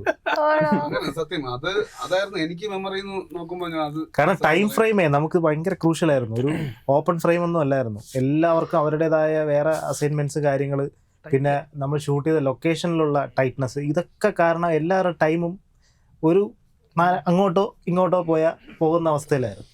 അപ്പോൾ രാവിലെ അന്ന് പോകാൻ വേണ്ടിയിട്ടുള്ള എന്തോ ഒരു ട്രെയിൻ ഉണ്ടായിരുന്നു ലാസ്റ്റ്. അപ്പോൾ ആ ലാസ്റ്റ് ഷോട്ട് എടുക്കാൻ വേണ്ടിയിട്ട് നിൽക്കുകയാണ്. അപ്പോൾ ഇവനാണ് അതിൽ ഓപ്പോസിറ്റ് ഇരിക്കുന്നത്.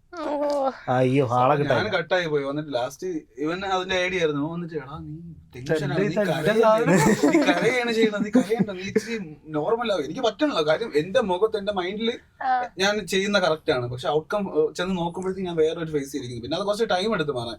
പിന്നെ അതിന്റെ സജഷൻ എടുത്തത് സത്യം പറഞ്ഞാൽ രാവിലെ പോയതിനു ശേഷം ഇവനൊക്കെ പിടിച്ച് കോസ്റ്റ്യൂമിൽ ഇരുത്തി സജഷൻ വെച്ചാണ് എടുത്തത്. അങ്ങനെയാണ്. പക്ഷെ അത് പെട്ടെന്ന് പോയി. അതെനിക്ക് ഓർമ്മയുണ്ട്. ഞാൻ രാത്രി മൊത്തം നിൽക്കേണ്ടി വന്നായിരുന്നു സൈഡിന് വേണ്ടിട്ട്. പിന്നെ എഡിറ്റിംഗ് പരിപാടിയിൽ വരുമ്പം പപ്പൻ ചേട്ടനെ വർഷങ്ങളായിട്ട് എനിക്കറിയാം. ഒരു ചേട്ടനെ പോലെയാണ് എനിക്ക്. അപ്പം ശരത്തേന്റെ എഡിറ്ററായിട്ട് ഞാൻ കയറുന്നത് തന്നെ പപ്പൻ ചേട്ടൻ അറ്റിന്റെ ടൈം, ഡോൺ മാക്സിന്റെ അസോസിയേറ്റ് ആയിട്ട് പോകുന്ന ടൈമിൽ എന്നോട് ചിലവാണ് ഇങ്ങനെ ഒരു വർക്കുണ്ട്, ഞാൻ എന്റെ സ്റ്റുഡിയോയിലോട്ട് നീ കയറണം, ഇങ്ങനെ ഒരു ആഡാണ്, പ്രിസൈസ് അല്ലേ അത്, പ്രിസൈസിന്റെ ആഡ്. അപ്പൊ അത് ഒരു 4-5 എണ്ണം ഉണ്ട്, അത് നീ ചെയ്യണം, നീ കയറോ ഇങ്ങനെ. ഞാൻ കേട്ടോ കയറാം. അങ്ങനെ തുടങ്ങിയ കണക്ഷനാണ് ശരത്തേട്ടനുമായിട്ട്. ശരത്തേട്ടനെ മുന്നേ കണ്ടിട്ടൊക്കെ ഉണ്ട്, പക്ഷെ പേഴ്സണലി ഉള്ള ഒരു വൈബ് കുറവായിരുന്നു. പക്ഷെ പപ്പൻ ചേട്ടൻ വഴിയാണ് ഞാൻ അവിടെ എൻ്റർ ആവുന്നത്.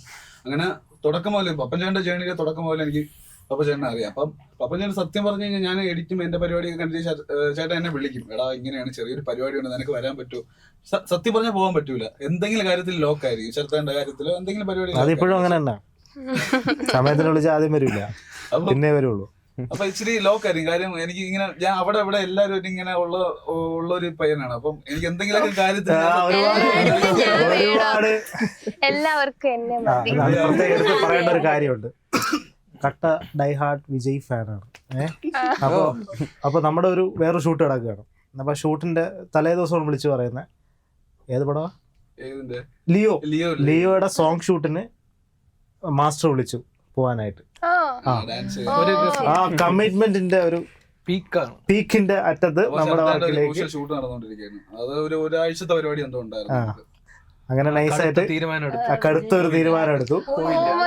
അപ്പൊ ഈ ലിയോയുടെ സോങ് ഇല്ലേ, നമ്മുടെ ഗ്രൂപ്പ് ക്രൗഡിന്റെ സോങ് ഇല്ലേ, അപ്പൊ അതിൽ ഏകദേശം കാണാൻ പറ്റുന്ന രീതിക്കുള്ള ഒരു മാസ്റ്ററാണ് വിളിച്ച ഡയറക്ടർ. എന്റെ അസിസ്റ്റന്റ് കൊറിയോഗ്രാഫർ എന്റെ ഫ്രണ്ടാണ്, നമുക്ക് പേഴ്സണലി അറിയാം. അങ്ങനെ പുള്ളി എന്നെ വിളിച്ചിരുന്നു, പക്ഷെ പോകാൻ പറ്റിയില്ല. അത് 6 ദിവസത്തെ shoot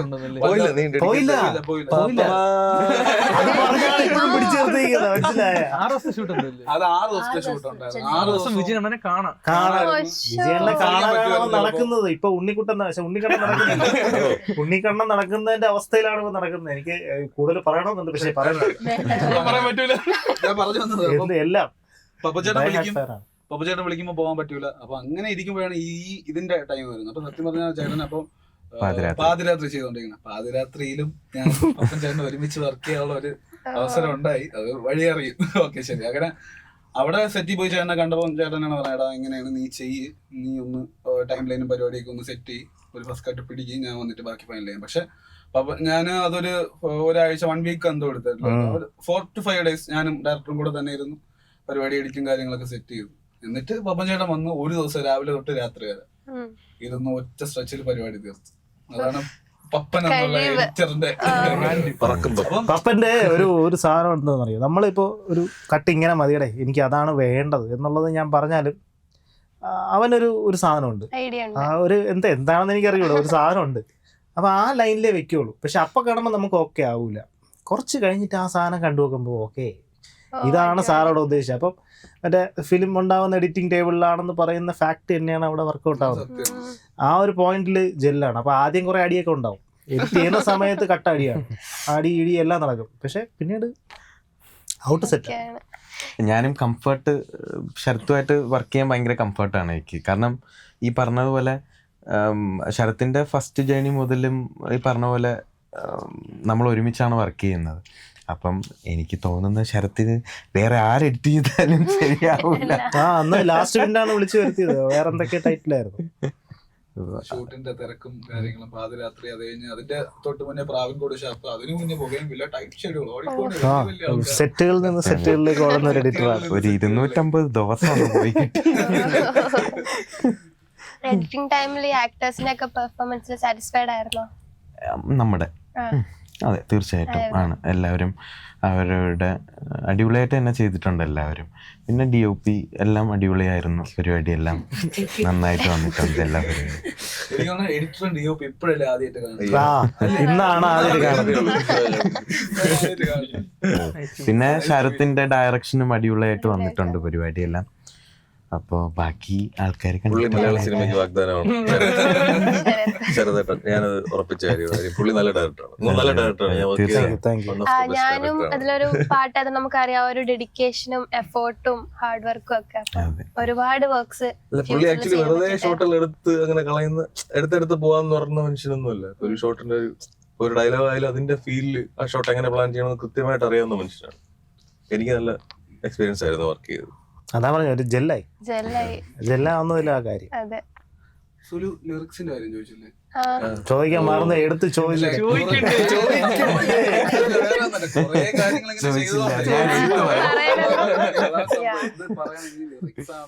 lyrics actually last minute ഞാൻ വേറെ കുറച്ചുപേരെയൊക്കെ ഇങ്ങനെ നോക്കിയിട്ടൊന്നും അങ്ങോട്ട് സെറ്റ് ആവുന്നില്ല. അപ്പൊ പെട്ടെന്ന് ഒരു ദിവസം അങ്ങോട്ട് ഒരു ചെറിയൊരു ഹുക്ക് പോലെ കൊടുത്ത് 2 ദിവസം കൊണ്ട് അല്ലെങ്കിൽ സെറ്റാക്കി കൈ തന്നു. സാധനം വേറെ വന്നിട്ടുണ്ട്. ഇല്ല, സംഭവം എനിക്ക് ഈ കാവ്യാത്മകമായിട്ടുള്ള ഒരു തോട്ടമൊന്നും ഉള്ള ഒരാളല്ല. എനിക്ക് സത്യം പറഞ്ഞാൽ എന്തെങ്കിലും ഞാൻ ഒരു നോവലോ ബുക്കോ പോലും വായിച്ചിട്ടില്ല. എനിക്ക് പക്ഷെ ഞാൻ പാട്ടുകൾ കേൾക്കുമ്പോൾ പണ്ട് മുതലേ ലിറിക്സിൽ ഫാസിനേറ്റഡ് ആയിരുന്നു. എനിക്ക് ഭയങ്കര ഇഷ്ടമാണ്. കാര്യം ലൈഫ് വെച്ച് കണക്ട് ചെയ്യുമ്പോഴും സോഷ്യലിയൊക്കെ കണക്ട് ചെയ്യുന്ന കാര്യങ്ങൾ എനിക്ക് ഭയങ്കര ലിറിക്കലി എനിക്ക് ഭയങ്കര ഇംപ്രസീവ് ആണ്. അപ്പം ഞാൻ ഫസ്റ്റ് ആയിട്ട് ലിറിക്സ് എഴുതുന്നതും ഇവന്റെ പാട്ടിന് തന്നെയാണ്. ഇപ്പം അവന്റെ ഒരു ഫുൾ ഫ്ലെഡ്ജ് സാധനം വെബ് സീരീസ് ഇത്രയും വലിയ പ്ലാറ്റ്ഫോമിൽ വരുമ്പോഴും അതിലെ 2 പാട്ടും എനിക്ക് തന്നെ എഴുതാൻ പറ്റി. അതെനിക്ക് തോന്നുന്നു പാട്ട് ഇതേപോലെ ഒരു ദിവസം നൈറ്റാണ് ചേട്ടൻ തന്നിട്ട് കുറച്ച് ദിവസമായിരുന്നു. 2 ദിവസം ഞാൻ ട്രൈ ചെയ്തു. ഒരു 3 ഡ്രാഫ്റ്റ് എഴുതി. അതിൽ ഫൈനലാണ് ഒരു 10-15-20 മിനിറ്റ് കൊണ്ട് എഴുതി. വലിയ പാട്ട്. പിന്നെ സെക്കൻഡ് പാട്ട് സ്റ്റുഡിയോയിൽ ഇരുന്ന് തന്നെ എഴുതിയിരുന്നു. അല്ലാതെ സ്റ്റുഡിയോയിലെ വീട്ടിൽ അങ്ങനെ വന്നു. ആ പാട്ടാണ് ആദ്യം. അത് മാത്രമേ ഉണ്ടായിരുന്നുള്ളൂ നമുക്ക് ഷൂട്ട് ചെയ്യാൻ. അല്ല, വേറെ കറക്ഷനോ കാര്യങ്ങളൊന്നും വന്നില്ലെന്നേ? ഒറ്റയടിക്ക് തന്നെ? ഇല്ല, ഒരു കറക്ഷനും ഉണ്ടായിരുന്നില്ല. ഒരു വാക്കിന്റെ കറക്ഷൻ പോലും വന്നിട്ടില്ല. ഫൈനലായിരുന്നു. കൊടുത്ത സാധനം അപ്രൂവ്. ഹാപ്പി. ജന്മന കിട്ടിയ കഴിവാണ്. ഒരു വയസ്സിലാണ് ആദ്യം സോങ്ങിനല്ലേ ആദ്യം ഞാൻ പറഞ്ഞ ആ വർക്കില് റാപ്പ് പോർഷനാണ് എഴുതി പാടിയ ആളാണ്. അല്ല, എനിക്ക് റാപ്പ് ഭയങ്കര ഇഷ്ടമാണ്. അങ്ങനെയാണ് ലിറിക്കിൽ നമ്മളൊരു ഉദാഹരണം ചെയ്തിട്ടുണ്ടല്ലോ, ഒരു കാറിന്റെ ആഡ് ചെയ്തിട്ടുണ്ട്. അതിലും ഇംഗ്ലീഷിൽ. ശരിക്കും ആരാണ് ശ്രീജിത്ത്?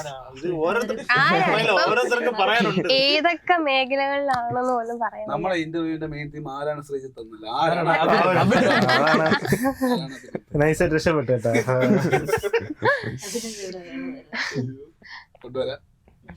DOPന്റെ അപ്കമിങ് പ്രോജക്ട്സ് ഏതൊക്കെയാണ്? അപ്കമിങ് പ്രോജക്ട്സ് എപ്പോൾ ഒരു മൂവി ചെയ്തായിരുന്നു, ചട്ടമ്പീസ് എന്ന് പറഞ്ഞിട്ടൊരു യൂട്യൂബ് ചാനലുണ്ട്, അത്യാവശ്യം ഫോളോവേഴ്സൊക്കെ ഉള്ളവരാ. അപ്പോൾ അവരൊരു മൂവി ചെയ്തു. അപ്പോൾ അത് ഇപ്പോൾ കഴിഞ്ഞു, എൻ്റെ റിലീസ് പരിപാടികളൊക്കെ പ്ലാനിലാണ്. പിന്നെ ഇതുപോലെ തന്നെ 1-2 വെബ് സീരീസും കാര്യങ്ങളും ഒക്കെ ഉണ്ട്. ഞാൻ ബേസിക്കലി ഡയറക്ടറും കൂടിയാണ്. ഞാൻ ഇപ്പോൾ ഒരു ആഡ് ചെയ്തിട്ടുണ്ടായിരുന്നു കഴിഞ്ഞ വർഷം. അപ്പോൾ അതിൻ്റെ ഒരു ഈ വർഷം അവരുടെ വേറൊരു ബ്രാൻഡ് വീഡിയോ അത് നോർത്ത് ഈസ്റ്റ് ഒക്കെ ആയിരുന്നു ഷൂട്ട്. അപ്പോൾ അത് ഇപ്പം റിലീസായി റീസെൻ്റ്ലി. അപ്പം അങ്ങനെ കുറച്ച് പുതിയ പരിപാടികൾ വരുന്നുണ്ട്. യെസ്. അപ്പൊ എല്ലാരും ഒരു മേഖലകളിലല്ല, ഒരുപാട് മേഖലകളിൽ കഴിവുള്ളവരാണ്. അവരെല്ലാരും ഒരുമിച്ച് ചേർന്നിട്ട് ഒരു സംരംഭം അടിപൊളിയാക്കി. പറയൂ ഗൈസ് എന്തെങ്കിലും. സംരംഭം ചായക്കട സംരംഭം അടിപൊളിയാക്കി. ക്വസ്റ്റ്യൻസ് തീർന്നു. ആരാണ് പ്രിപ്പയർ ചെയ്തത്? അഭിനന്ദ്.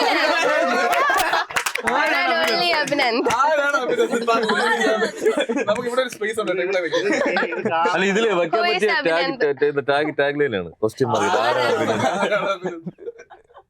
പോസ്റ്ററിൽ വെക്കാം. അഭിനന്ദിന്റെ ലോകം അറിയാൻ പോകുന്നത്. നമ്മുടെ ഷൂട്ട് ടൈമിൽ ഫുൾ എല്ലാരെയും കോർഡിനേറ്റ് ചെയ്യാ, വിളിച്ച് ഫുൾ ഇതായിട്ട് തന്നത് അഭിനന്ദാണ്. അനുഭവിച്ച ടെൻഷൻസ് ഒക്കെ ഇച്ചിരി. അതെ, അവൻ പൈസ കാസ്റ്റിംഗിലല്ലോ വേറൊരു മെമ്മറി ചോദിച്ചു. ഞാൻ നല്ലൊരു മെമ്മറി റോഡ് സീൻ രാവിലെ എടുക്കണം. നമ്മൾ മറ്റേ പെരുമാത്ര ആ റോഡ് നമ്മൾ എടുത്തില്ല അന്ന് രാവിലെ. അപ്പം അതിന്റെ ഒരു സീക്വൻസ് എടുക്കുന്ന സമയത്താണ് കണ്ണൂരിൽ നിന്ന് ഒരു പയ്യൻ ട്രെയിൻ കയറി. കാര്യം അഭിനയിക്കാൻ വേണ്ടിട്ട് വലിയൊരു റോൾ അഭിനയിക്കണം അവന്. അന്നത്തെ ദിവസം ഷൂട്ടാണ് ഉച്ചയ്ക്ക് ശേഷം. കണ്ണൂരിൽ ട്രെയിൻ കയറി രാവിലെ ഇവർ സെറ്റ് ചെയ്ത് 7 മണിക്ക് സെറ്റിലെത്തി വിളിക്കുകയാണ്. ആ എത്തിയോ, ആളെത്തിയോ എന്നൊക്കെ ചോദിക്കുകയാണ്. അപ്പൊ ഞാൻ തിരിച്ചങ്ങോട്ട് പോയത് കാസർഗോഡ് ട്രെയിൻ കയറി കാസർഗോഡ് പോയത്. ആലോചിച്ച് നോക്കി. കൊച്ചിയിൽ നിന്ന് കയറിയ ആള് ട്രിവാൻഡ്രത്തേക്ക് വരുന്നതിന് പകരം തിരിച്ച് കോഴിക്കോട്ടേക്ക് പോയി. എങ്ങനെയാ? അപ്പൊ അവൻ കിടന്നുറങ്ങിയിട്ട് എണീറ്റപ്പോഴാണ് കണ്ണൂർ എത്തിയത്. കുഴപ്പമുണ്ടോ? ഒന്ന് ആലോചിച്ച് നോക്കണേ. അപ്പന ആളെ മാറ്റി. ഇതിന് വേണ്ടി തന്നെ വേറൊരു റോളിന് വേണ്ടി കാസ്റ്റ് ചെയ്തിരുന്ന വ്യക്തിനെ പിടിച്ച് ആ റോളിലോട്ട് മാറ്റി. അയാൾ അവൈലബിൾ ആയിരുന്നത് കൊണ്ട് അതിലോട്ട് മാറ്റി. അങ്ങനെ സ്വിച്ച് ചെയ്ത് ആ ഒരു. അപ്പോൾ ഇതിന്റെ ADs അഭിനന്ദാണെങ്കിലും അതേപോലെ തന്നെ ഭഗത്ത്. അഭിനന്ദ് ഞാൻ പറഞ്ഞ പോലെ കുറച്ച് കഥ പറഞ്ഞില്ല. ആ പരിപാടിയിൽ അഭിനന്ദ് കയറിയൊക്കെ പോയി. അതേപോലെ തന്നെ ഭഗത്ത് ആർട്ടിന്റെ ഡിപ്പാർട്ട്മെന്റ് ഹാൻഡിൽ ചെയ്തത് വലിയ ടാസ്ക് ആയിരുന്നു സെറ്റിൽ. കാര്യം അവരുടെ ടാസ്ക് എന്നല്ല ഉദ്ദേശിച്ച. നമുക്ക് ഞാൻ പറഞ്ഞു ഇതിൻ്റെ ഷൂട്ട് എന്ന് പറയുന്നത് ഭയങ്കര ടൈറ്റാണ്. നമുക്ക് ഒരു ദിവസം പോലും സ്പെയർ ചെയ്ത് ഷൂട്ട് ചെയ്യാനായിട്ടില്ല. കാര്യം എല്ലാ പരിപാടിയും കറക്റ്റ് ടൈമിൽ കറക്റ്റ് സ്പോട്ടിൽ നടക്കണം. അപ്പോൾ അതിൻ്റെ ഡിലേസ് കാര്യങ്ങൾ ആർട്ട് ചെയ്യുമ്പോൾ കാര്യം ഓഫ് കോഴ്സ് സെറ്റിൽ ഫസ്റ്റ് എത്തി അല്ലെങ്കിൽ തലേ ദിവസമേ പോയി ഉറങ്ങാതെ നിന്ന് പണിയെടുക്കുന്നവരാണ് ആർട്ട് ഡിപ്പാർട്ട്മെന്റ്. നമുക്കൊരു പോലീസ് സ്റ്റേഷൻ ഫുള്ള് നമ്മളൊരു ഹോസ്റ്റൽ എടുത്തിട്ട് ഫുൾ സെറ്റ് ഇട്ടാണ് പെയിന്റ് ചെയ്ത് റീപെയിന്റ് ചെയ്ത് അങ്ങനെയുള്ള പരിപാടി ചെയ്തത്. അപ്പോൾ അതിന്റെ പരിപാടികൾ അവനൊന്നും ഉറങ്ങിയിട്ടില്ല സത്യം പറഞ്ഞാൽ. നമ്മളെ സെറ്റില് ഫോൺ തറ വെക്കാത്ത ഒരാള് എപ്പോഴും അവനെന്തിനെ കാണാൻ കിട്ടൂല. അവനെന്തിനെ ഇങ്ങനെ നോക്കി ചിലപ്പം ഇങ്ങനെ നോക്കുമ്പോഴത്തേക്ക് ഷൂ എന്ന് പറഞ്ഞ ഒരാളിങ്ങനെ പോകും. അവനെ അങ്ങോട്ട് ഫോൺ വിളിച്ചോണ്ട് അങ്ങോട്ട് പോയി. പിന്നെ തിരിച്ച് പിന്നെ ഇങ്ങോട്ട്. അഭിനന്ദാണെങ്കിലും അതേപോലെ തന്നെ ഭഗത്താണെങ്കിലും ഭഗത്ത് ഞാൻ പറഞ്ഞ പോലെ അങ്ങനെ. പിന്നെ അതേപോലെ ഭഗത്ത് ആക്ച്വലി അവന്റെ ഒരു ഗുഡ് പോയിന്റ് എന്ന് പറഞ്ഞാൽ നമുക്കൊക്കെ എന്തെങ്കിലും ഒരു പ്രശ്നം വന്നാൽ നമുക്ക് പെട്ടെന്ന് ദേഷ്യം വരില്ലേ? ഇത്രയും പ്രശ്നങ്ങൾ നടന്നതിന്റെ ഇടയിലും കൂളായിട്ട് ഒരു എക്സ്പ്രഷൻ ഞാനിങ്ങനെ പകത്തി നീ ഓക്കെ പിരിയൊന്ന് ചുരുങ്ങിയോ ഈ ഒരു ചിരി മാത്രം കാണാം. ആള് ഈ ഹ്യൂജ് പ്രശ്നം നടക്കുന്നതിന്റെ ഇടയിൽ പോലും ആള് ഭയങ്കര പ്രശ്നങ്ങളൊന്നും അറിയാതെ ഷൂട്ട് കംപ്ലീറ്റ് ചെയ്തു. അതേപോലെ നമുക്ക് ഇതിൽ ചീഫ് ഉണ്ട് നമ്മുടെ ജ്യോതിഷ് എന്ന് പറഞ്ഞിട്ട്. അവന്റെ ഇൻപുട്ടും ഭയങ്കരമായിരുന്നു. കാര്യം തുടക്കം മുതൽ പ്രീ പ്രൊഡക്ഷൻ മുതൽ പോസ്റ്റിൽ അവന് സത്യം പറഞ്ഞു കഴിഞ്ഞാൽ ഇവിടെ പോകാനൊക്കെ നിന്ന് ഒരുപാട് ബാക്ക് കാര്യം ഇടയിൽ കമ്മിറ്റ് ചെയ്ത വർക്കുകളും ട്രാവലൊക്കെ എല്ലാം ഉണ്ടായിരുന്നു ഇതിന്റെ ഇടയിൽ. പക്ഷേ അതെല്ലാം മാറ്റി വെച്ച് കറക്റ്റ് ആയിട്ട് കൂടെ നിന്ന് ട്രാവൽ ചെയ്ത്. ഈ ആർട്ടിന്റെ കാര്യം പറഞ്ഞപ്പോഴാണ് എനിക്കൊരു സംഭവം ഓർമ്മ വന്നത്. ഇവര് നമ്മൾ ആ ഒരു ഓഫീസ് റൂം ഷൂട്ട് ചെയ്യുന്നുണ്ടായിരുന്നു. അപ്പം റിയൽ ഓഫീസ് തന്നെയാണ്. അപ്പൊ അവിടെ രാവിലെ അത് ഉറക്കമില്ലേ അർജുൻ ദാസ് വേറെ കാര്യമുണ്ട്. ബിഗ് ബോസിൽ ഡബ് പ്രത്യേകിച്ചൊന്ന് ഹൈലൈറ്റ് ചെയ്ത് കോപ്പറേറ്റ് ഉള്ളതാണ്. അമ്മു സൈലന്റ് ആയിരിക്കണം. അങ്ങനെ ആർട്ടിന്റെ അവര് മറ്റേ ലൈക്ക് ആ ഓഫീസില് നമ്മുടെ ആവശ്യത്തിന് കീബോർഡ്സും മൗസും ഒക്കെ മാറ്റി വെച്ചിട്ട് നമ്മൾ കളറൊക്കെ ഉള്ളതും അത്യാവശ്യം രസമുള്ള സാധനങ്ങളൊക്കെ നമ്മൾ അറേഞ്ച് ചെയ്ത് മാറ്റിയൊക്കെ വെച്ചിട്ട് ഷൂട്ട് ചെയ്യണം ഓഫീസ്. എല്ലാം കഴിഞ്ഞ് ഞാൻ പോകാൻ നേരത്ത് നോക്കിയപ്പോൾ ആർട്ടിൽ എല്ലാവരും കൂടി ഇങ്ങനെ ഇരിക്കുന്നു. പക്ഷെ എന്ത് പറ്റിയ സംഭവം ഇതില്ലേ നമ്മള് അവിടെ നിന്നൊക്കെ എടുത്തിട്ട് വന്ന കീബോർഡ് മൗസ് ഒക്കെ ഇതൊക്കെ ഏതൊക്കെ സിസ്റ്റത്തിലാണ് പേഡ് ആയിട്ടുള്ളത് ഞങ്ങൾക്ക് അറിയില്ല. സംഭവം അത് real office അല്ലേ? ടൈപ്പ് ചെയ്യുമ്പോൾ ആ സിസ്റ്റം അവിടുത്തെ സിസ്റ്റത്തിലായിരിക്കും അത് ഇൻപുട്ട് ഉള്ളത്. അത് അവരെ കണക്റ്റഡ് ആണ്. അപ്പൊ റിയൽ ഓഫീസായിട്ട് എല്ലാം അവർ Bluetooth അത്രയും ലാൻഡ് കണക്റ്റഡ് ആണ്. അതെല്ലാം കഴിഞ്ഞിട്ട് നമ്മൾ ഷൂട്ട് കഴിഞ്ഞ് പിറ്റേ ദിവസം രാവിലെ അവിടുത്തെ ഓഫീസിലെ ആൾ വിളിക്കുകയാണ്. കുറച്ച് സാധനങ്ങളെല്ലാം അങ്ങോട്ടും ഇങ്ങോട്ടും മിസ്പ്ലേസ് ആയി. പക്ഷേ പോകാത്ത ഒരു സാധനമുണ്ട്. ഒരു പെൻ സ്റ്റാൻഡിലിരുന്ന ഒരു പെന്നാണ്. ആ പെന്നിന്റെ വില ഏകദേശം 40,000 രൂപയാണ്. ഇത് വെറുതെ ആൾക്കാരെല്ലാം 10-30 പേര് അങ്ങോട്ടും ഇങ്ങോട്ടും ഓടി കളിക്കുന്നു, എല്ലാം ചെയ്യുന്നു. ആ പെൻ സ്റ്റാൻഡ് അവിടെ തന്നെ ഇരിക്കും. അത് മാത്രം അനങ്ങിയിട്ടില്ല. ചെറിയൊരു പേനാ. പക്ഷെ അങ്ങനെ പുള്ളി പിറ്റേ ദിവസം വിളിച്ചു പറഞ്ഞപ്പോഴാണ് ഞാൻ എന്റെ ജീവൻ തിരിച്ചു വന്നത്. അതുപോലെ അനങ്ങാത്തൊരു സാധനം എനിക്കറിയാം. അവിടെ ആ ഓഫീസിന്റെ ബാക്കിൽ ആ ചായയൊക്കെ വെച്ചിരിക്കുന്നതിന്റെ അവിടെ കുറച്ച് നട്ട്സ് ഒക്കെ ഇരിപ്പുണ്ടായിരുന്നു. ഈ ക്യാമറ ടീമും എല്ലാരും അതിലായിരുന്നു കണ്ണ്. പക്ഷേ എല്ലാവരെയും പേടിപ്പിച്ചിരുന്നു. ഇത് തൊട്ട് കഴിഞ്ഞാൽ അല്ല, ശരിക്കും പ്രൊഡ്യൂസർ സൈഡിൽ നിന്ന് അത് പുള്ളിയുടെ തന്നെ ഓഫീസാണ്, പുള്ളിയുടെ തന്നെ കമ്പനിയാണ്. അപ്പം പുള്ളി കംപ്ലീറ്റ് ആയിട്ട് നമുക്ക് ഓപ്പൺ ആക്കി തന്നു. ഒരു വർക്കിംഗ് കോർപ്പറേറ്റ് ആണ്, ടെക്നോ പാർക്കിലുള്ള ഒരു വർക്കിംഗ് കോർപ്പറേറ്റ് ഓഫീസാണ്. അപ്പം എന്നിട്ടും പുള്ളി അത് സാറ്റർഡേ സൺഡേ ആണ് നമുക്ക് യൂസ് ചെയ്യാം എന്നുള്ള രീതിക്ക് പുള്ളി ഫുള്ളായിട്ട് ഓപ്പൺ. അത്രയും എന്താ പറയുക, വേറെ ആരും അങ്ങനെ ചെയ്യുമെന്ന് എനിക്ക് തോന്നുന്നില്ല. അങ്ങനെ ഷൂട്ടിന് കൊടുക്കാനുള്ള സാധ്യത കുറവാണ്. പുള്ളി അത്രയും ആ ഒരു ഇൻഡസ്ട്രിയിലോട്ടുള്ള ഒരു അപ്രോച്ചാണ് പുള്ളിയുടെ. അത് എല്ലായിടത്തും നല്ല നല്ല സപ്പോർട്ടായിരുന്നു. ഇതൊക്കെ കേൾക്കുമ്പോ സത്യം പറഞ്ഞു കഴിഞ്ഞാൽ ഇങ്ങനെയൊക്കെയാണല്ലേ ആ സാധനം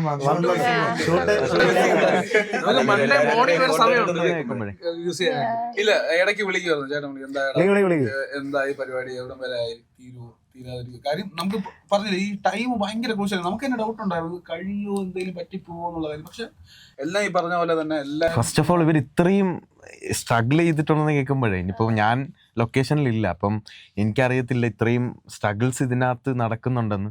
പക്ഷേ എല്ലാവർക്കും ഹാറ്റ്സ് ഓഫ്. സത്യം എല്ലാം ഈ ശരത്ത് ഇപ്പോൾ പറഞ്ഞതുപോലെ ഒന്നും അറിയിക്കാതെ, ആരെയും ബുദ്ധിമുട്ടിപ്പിക്കാതെ എല്ലാവരും മാനേജ് ചെയ്തത് ഭയങ്കര ഒരു വലിയ കാര്യമാണ്. 1+ അവറിന്റെ കണ്ടന്റ്, അതിൽ 2 സോങ്.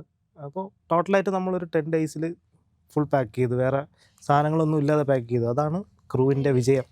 വേറൊരു കാര്യം, ഇത് ഒരു ഡിപ്പാർട്ട്മെന്റിൽ ചെയ്യുന്ന ഒരു വ്യക്തി മറ്റേ ഡിപ്പാർട്ട്മെന്റിൽ പോയി ചെയ്യില്ല എന്നുള്ളൊരിതില്ല. മ്യൂസിക് ചെയ്യുന്ന ആളുകൾ AD ആയിട്ടും വരുന്നുണ്ട്, അതിൻ്റെ കൂടെ പ്രൊഡക്ഷൻ ആയിട്ടും പോകുന്നുണ്ട്, ആർട്ടിൽ പോകുന്നുണ്ട്, മേക്കപ്പിന്റെ ആളാണെങ്കിലും എല്ലാ രീതിയിലും ഉള്ള ഒരു കോപ്പറേഷൻ ഉണ്ടായിരുന്നത് കൊണ്ട് തന്നെ ഈ 10 daysനകത്ത് നമുക്ക് നല്ല രീതിയിൽ തന്നെ ഒരു ഔട്ട്പുട്ട് തരാനായിട്ട് പറ്റി. അത് ആർട്ടിസ്റ്റ് വൈസ് ആയിരുന്നാലും നല്ലൊരു അവരുടെ സൈഡിൽ നിന്ന് നല്ലൊരു കോപ്പറേഷൻ ഉണ്ടായിരുന്നത് കൊണ്ട് കാരണം നൈറ്റ് ഷൂട്ട്സ് ഒക്കെ ഒരുപാടുണ്ടായിരുന്നു. കാരണം ഇന്ന് നൈറ്റ് ഷൂട്ട് രാത്രി 2 മണി 3 മണി പോയിട്ട് പിറ്റേ ദിവസം രാവിലെ 7 മണിക്ക്. അതിൻ്റെ ഇടയിൽ ഇത്ര ഗ്യാപ്പിൻ്റെ ഇടയിൽ അവർക്ക് ഉറങ്ങാൻ പോലും ഇല്ലാത്ത സമയങ്ങളുടെ ഇടയിൽ അവർ വന്ന് നമുക്ക് വേണ്ടിയിട്ട് നിൽക്കുകയും ഒരു രീതിയിലും അവർക്ക് പറ്റില്ല എന്നുള്ള ആ ഒരു മെൻറ്റാലിറ്റി അവർ കാണിച്ചില്ല. അതുകൊണ്ട് തന്നെ അവർക്ക് എല്ലാവർക്കും നല്ലൊരു കയ്യടി തന്നെ കൊടുക്കേണ്ടതായിട്ടുണ്ട്. ഇപ്പം അമലായിരുന്നാലും അനന്തു ആയിരുന്നാലും ചെറിയ കാര്യങ്ങൾക്ക് പോലും ഇപ്പം എന്തെങ്കിലും ഒരു സാധനം മേടിക്കാൻ പോകണമെങ്കിൽ അമലിൻ്റെ അടുത്ത് പറയും. അമൽ നിന്ന് നിപ്പിനെ അവൻ്റെ വണ്ടി എടുത്ത് പോയി എല്ലാ കാര്യങ്ങളും അറേഞ്ച് ചെയ്തുകൊണ്ട് വന്നിട്ട്, ഇപ്പം കോസ്റ്റ്യൂം വൈസ് ആയിരുന്നാലും ഞാൻ അവനോട് പറയുന്നത് ഇങ്ങനെ സാധനം വേണം, ഇപ്പം ഇന്ന ഇതില്ല, അങ്ങനെ എല്ലാം അവൻ കാര്യങ്ങൾ നോക്കും. ഇപ്പം ശ്രീജിത്ത് ആക്ടിങ് വൈസ് മാത്രമല്ല, അവനും പ്രൊഡക്ഷന് വേണ്ടിയിട്ട് ഇറങ്ങും. ആനന്ദും ആയിരുന്നു ഇറങ്ങും. ഇപ്പം DOPയുടെ സൈഡിൽ നമുക്ക് DOPനെ ഡിസ്റ്റേബ് ചെയ്യാൻ പറ്റും. ഞാൻ ഉറങ്ങുമായിരുന്നു. മേക്കപ്പ് ആയാലും എല്ലാ കാര്യത്തിലും ഡിസ്റ്റർബ് ചെയ്യാൻ പറ്റില്ല. ഒന്നിന്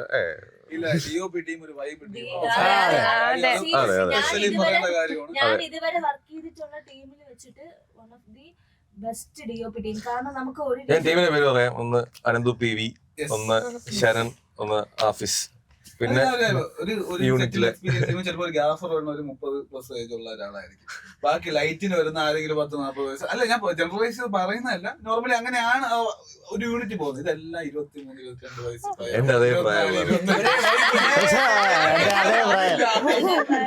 എല്ലാം ഒരേ വൈബിലുള്ള പയ്യന്മാര്. ഒരു പ്രാവശ്യം പോലും മുഖം ചുളുക്കാണ്ട് ഒരു പ്രശ്നമില്ല. ഫുഡ് ഡിലേ പോയ ഉച്ചയ്ക്ക് ഫുഡ് ഡിലേ പോയ കുറെ ദിവസങ്ങളുണ്ട്. ഒരു പ്രാവശ്യം പോലും പ്രശ്നമില്ലാണ്ട് പരിപാടി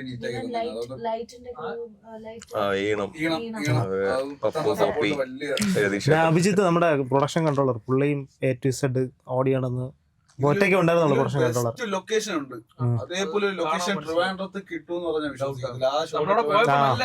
കഷ്ടപ്പെട്ടാണ് പോയത്. പവൻചേട്ടാ ഓർമ്മയില്ല, ഒരു ഡ്രോൺ ഷോട്ട് മനസ്സിലായി. ഫുള്ള് വൈഡ് പോകുന്നുണ്ട്, ഒരു എൻ്റെയർ പോർഷൻ കാണിക്കും, നല്ല പൊങ്ങും. ഒരു ഷോട്ട് 10-30-40 ഫീറ്റിൽ ഡ്രോൺ പൊങ്ങുന്നുണ്ട്. ഒരു വലിയ കാടിനകത്ത് ഒറ്റ വീട് മാത്രമേ കാണാൻ പറ്റുള്ളൂ, ഒരു CG ഒന്നും യൂസ് ആ ലൊക്കേഷൻ അവൻ അന്ന് രാവിലെയാണ് അറേഞ്ച് രാവിലെ ചെയ്തത്. പോയി അത് set ചെയ്തു. ഭയങ്കരമായിട്ടുള്ള ലൊക്കേഷൻ. ഒരുപാട് പോകാനും ബുദ്ധിമുട്ട്. പോയപ്പോ ഞങ്ങള് നല്ല രീതിയിൽ പേടിച്ചു. കാരണം രാത്രി ഇരുട്ടായപ്പോഴത്തേക്കും പുലി ആന ഇറങ്ങുന്നൊന്നും അറിയില്ല. അത് കാരണം ഈവൻ വണ്ടി പോലും ഞങ്ങൾക്ക് തിരിക്കാനുള്ള സ്പേസ് ഇല്ല, നേരെ പോകാനുള്ള സ്പേസ് ഇല്ല. അങ്ങനത്തെ ഒരു കാട്ടിന്റെ ഇടയിൽ അവസാനം ഈ ടോർച്ച്, മൊബൈലിന്റെ ടോർച്ചൊക്കെ അടിച്ച് ഞങ്ങൾ എങ്ങനെയൊക്കെ പോയി. വണ്ടി ഇടയ്ക്ക് സ്റ്റക്കായി പോയി, ഓർമ്മയുണ്ട്? വണ്ടി സ്റ്റാർട്ട് ആവണ്ടായി. അത് DOP ടീമാണ് സ്റ്റാർട്ട് ചെയ്തത്, ഓർമ്മയുണ്ടോ? ഒരു ഇന്നോവ സ്റ്റാർട്ട് ചെയ്തത്. അപ്പൊ DOP ടീം ഒന്നും ചെയ്യില്ലെന്ന് പറയാം, വണ്ടി തള്ളാൻ വരെ ഉണ്ടായിരുന്നു. അത് ആർട്ടിസ്റ്റിനെ കൊണ്ട് അവിടുന്ന് അങ്ങോട്ടും വണ്ടി പോകത്തില്ല, ഇങ്ങോട്ടും വൺ വേ ആയിരുന്നു. അങ്ങനെ ഒന്നും ചെയ്യാൻ പറ്റാണ്ടായി, വണ്ടി ബ്രേക്ക് ഡൗൺ ആയി. അവസാനം എല്ലാരും കൂടെ DOP നീ അത് മുൻകൈ എടുത്ത് വണ്ടി സ്റ്റാർട്ട് ചെയ്ത് നമ്മൾ അവിടെ നല്ല രസമുണ്ടായിരുന്നു. ഫ്രീ ടൈമിൽ ഞങ്ങള് പാട്ടൊക്കെ പാടി എൻജോയ് ചെയ്ത അവിടെ. ടെൻഷൻ അടിച്ച് ഓട്ടമായിരുന്നു. അപ്പൊ ഒരു റൂം, മേക്കപ്പ് റൂമിന്റെ സൈഡിലോട്ട് അമല്, ഞാന്, തീർക്കാൻ പറ്റുമെന്നുള്ള ടെൻഷൻ അപ്പുറത്ത്. ഇടയ്ക്കിടയ്ക്ക് ബിസ്ക്കറ്റ് വിതരണം. ഞങ്ങൾ ഓരോ സ്നാക്സ് പോയി വാങ്ങിക്കൊണ്ട് വരുന്നു. നമ്മുടെ പ്രൊഡക്ഷൻ ബോയ്സിനെ പറ്റി പറയണം. എല്ലായിടത്തും പ്രൊഡക്ഷൻ ബോയ്സിന്റെ വയസ്സ് 18-19. എന്ത് കഴിക്കാൻ വേണം അപ്പൊ വാങ്ങിട്ട് വരാം. അവരുടെ ഫസ്റ്റ് ഓൺ സെറ്റ് പ്രൊഡക്ഷൻ ആയിരുന്നല്ലേ അത്? ഫസ്റ്റ് കണ്ടാ പറയത്തില്ല, അവന്മാര് എല്ലാവർക്കും ഫുഡ് അടിപൊളിയായിരുന്നു. ഒന്നും അറിഞ്ഞിട്ടില്ല നമ്മള്. ഫുഡ് സെറ്റ് ആയിരുന്നു, നല്ല ഫുഡായിരുന്നു. ഈ ദിവസങ്ങളിലെല്ലാം നല്ല അടിപൊളി ഫുഡും കാര്യങ്ങളും ഒക്കെ ആയിരുന്നു. ഫുഡ് റിവ്യൂ ഫുഡ് എനിക്ക് മെയിൻ ആണ്, അപ്പൊ ഞാൻ എന്തായാലും പറയും. കാരണം എത്ര ഐറ്റം സാധനങ്ങളായിരുന്നു ചോറിന്. കാര്യം സ്വിഗ്ഗി അല്ല, അത് ഇടയ്ക്കിടയ്ക്ക് മുട്ടായി കൊടുക്കുക, എല്ലാവരുടെയും കയ്യിൽ ഇങ്ങനെ മുട്ടായി വിതരണം ചെയ്യുക. അത് എന്റെ മെയിൻ പരിപാടിയായിരുന്നു. അത് വെള്ളം കൊടുക്കുക. ഇടയ്ക്ക് ശരത്തേട്ട വരും, എടി ഇന്നതുണ്ടോ, അതുണ്ടോ, ഞാൻ പഠിച്ചേട്ടാ റെഡ്ബുള്ളു, ഇവൻ എടി മുട്ടായി ഇടും, ആ മുട്ടായി എടുക്കും. ഒരു ബേക്കറി ഞാൻ കൊണ്ട് നടക്കായിരുന്നു. കാരണം നമുക്കറിയാം, എന്നാലും ഇപ്പം ശുദ്ധം വിശപ്പ് വന്നാലും നമുക്കിപ്പം തരാനൊരു സാധനം ഉണ്ടെന്നുണ്ടെങ്കിൽ ഞാൻ ഇടയ്ക്ക് പിന്നെ ഈ DOP ടീം ചെയ്തോണ്ടിരിക്കുന്നതിന്റെ ഇടയിലൊക്കെ ഞാൻ കൊണ്ടുവന്ന ഒരു ബിസ്ക്കറ്റ് വാങ്ങി. പിന്നെ പീരീഡ്സ് ആയതുകൊണ്ട് എനിക്ക് ഇടയ്ക്കിടയ്ക്ക് ചോക്ലേറ്റ്സ് തരുമായിരുന്നു, കൊണ്ടുവന്ന് തരുമായിരുന്നു.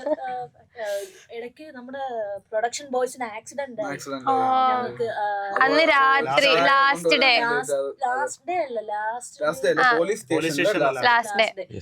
അതേസമയം വേറൊരു കാര്യം കൂടി അവര് സംഭവിച്ചു. ചായ എത്തിച്ചു. അതാണ് അടുത്ത നമ്മുടെ ആർട്ടിലെ പുള്ളി മിസ്സിങ് ആയത്. അതെ, നമുക്കൊരു ഷോട്ടില് ഒരു സ്മോക്ക് ചെയ്യുന്നൊരു സീൻ ഉണ്ടായിരുന്നു. അപ്പം അത് ലാസ്റ്റ് എടുക്കാൻ വേണ്ടി ഇരിക്കുവായിരുന്നു. ആ സമയത്ത് ഈ രാഹുലേട്ട സ്മോക്ക് ചെയ്യുന്നിട്ടാണ്. അപ്പൊ സിഗരറ്റ് ഇല്ല, ആരെങ്കിലും ഇല്ല, അല്ലെങ്കിൽ ഇതിന്റെ കാണും.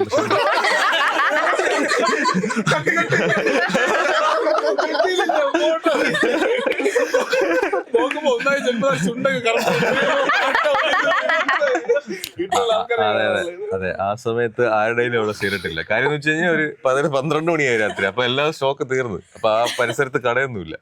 അപ്പൊ ആർട്ടിലെ ചേട്ടൻ്റെ അടുത്ത് ചേട്ടാ സിഗരറ്റ് അർജന്റ് ആണെന്ന് പറഞ്ഞു. പുള്ളി മിസ്സിങ്. പുള്ളി അന്വേഷിച്ചു, 1 മണിയായി 2 മണിയായി. ആർട്ടിലെ പുള്ളി സിഗരറ്റ്, നമ്മൾ എന്താ വെച്ചാൽ ആ ഷോട്ട് നമ്മൾ എടുത്ത് സിഗരറ്റ് ഇല്ലാതെ എടുത്തു. ഇല്ല സാറേ സിഗരറ്റ് ഉണ്ടോ? അയ്യോ ഇല്ല, തീർന്നു പരിപാടി, തീർന്ന് ഷോട്ട് കഴിഞ്ഞു. പക്ഷെ നമ്മൾ ബാക്കപ്പ് ചെയ്യുന്നു.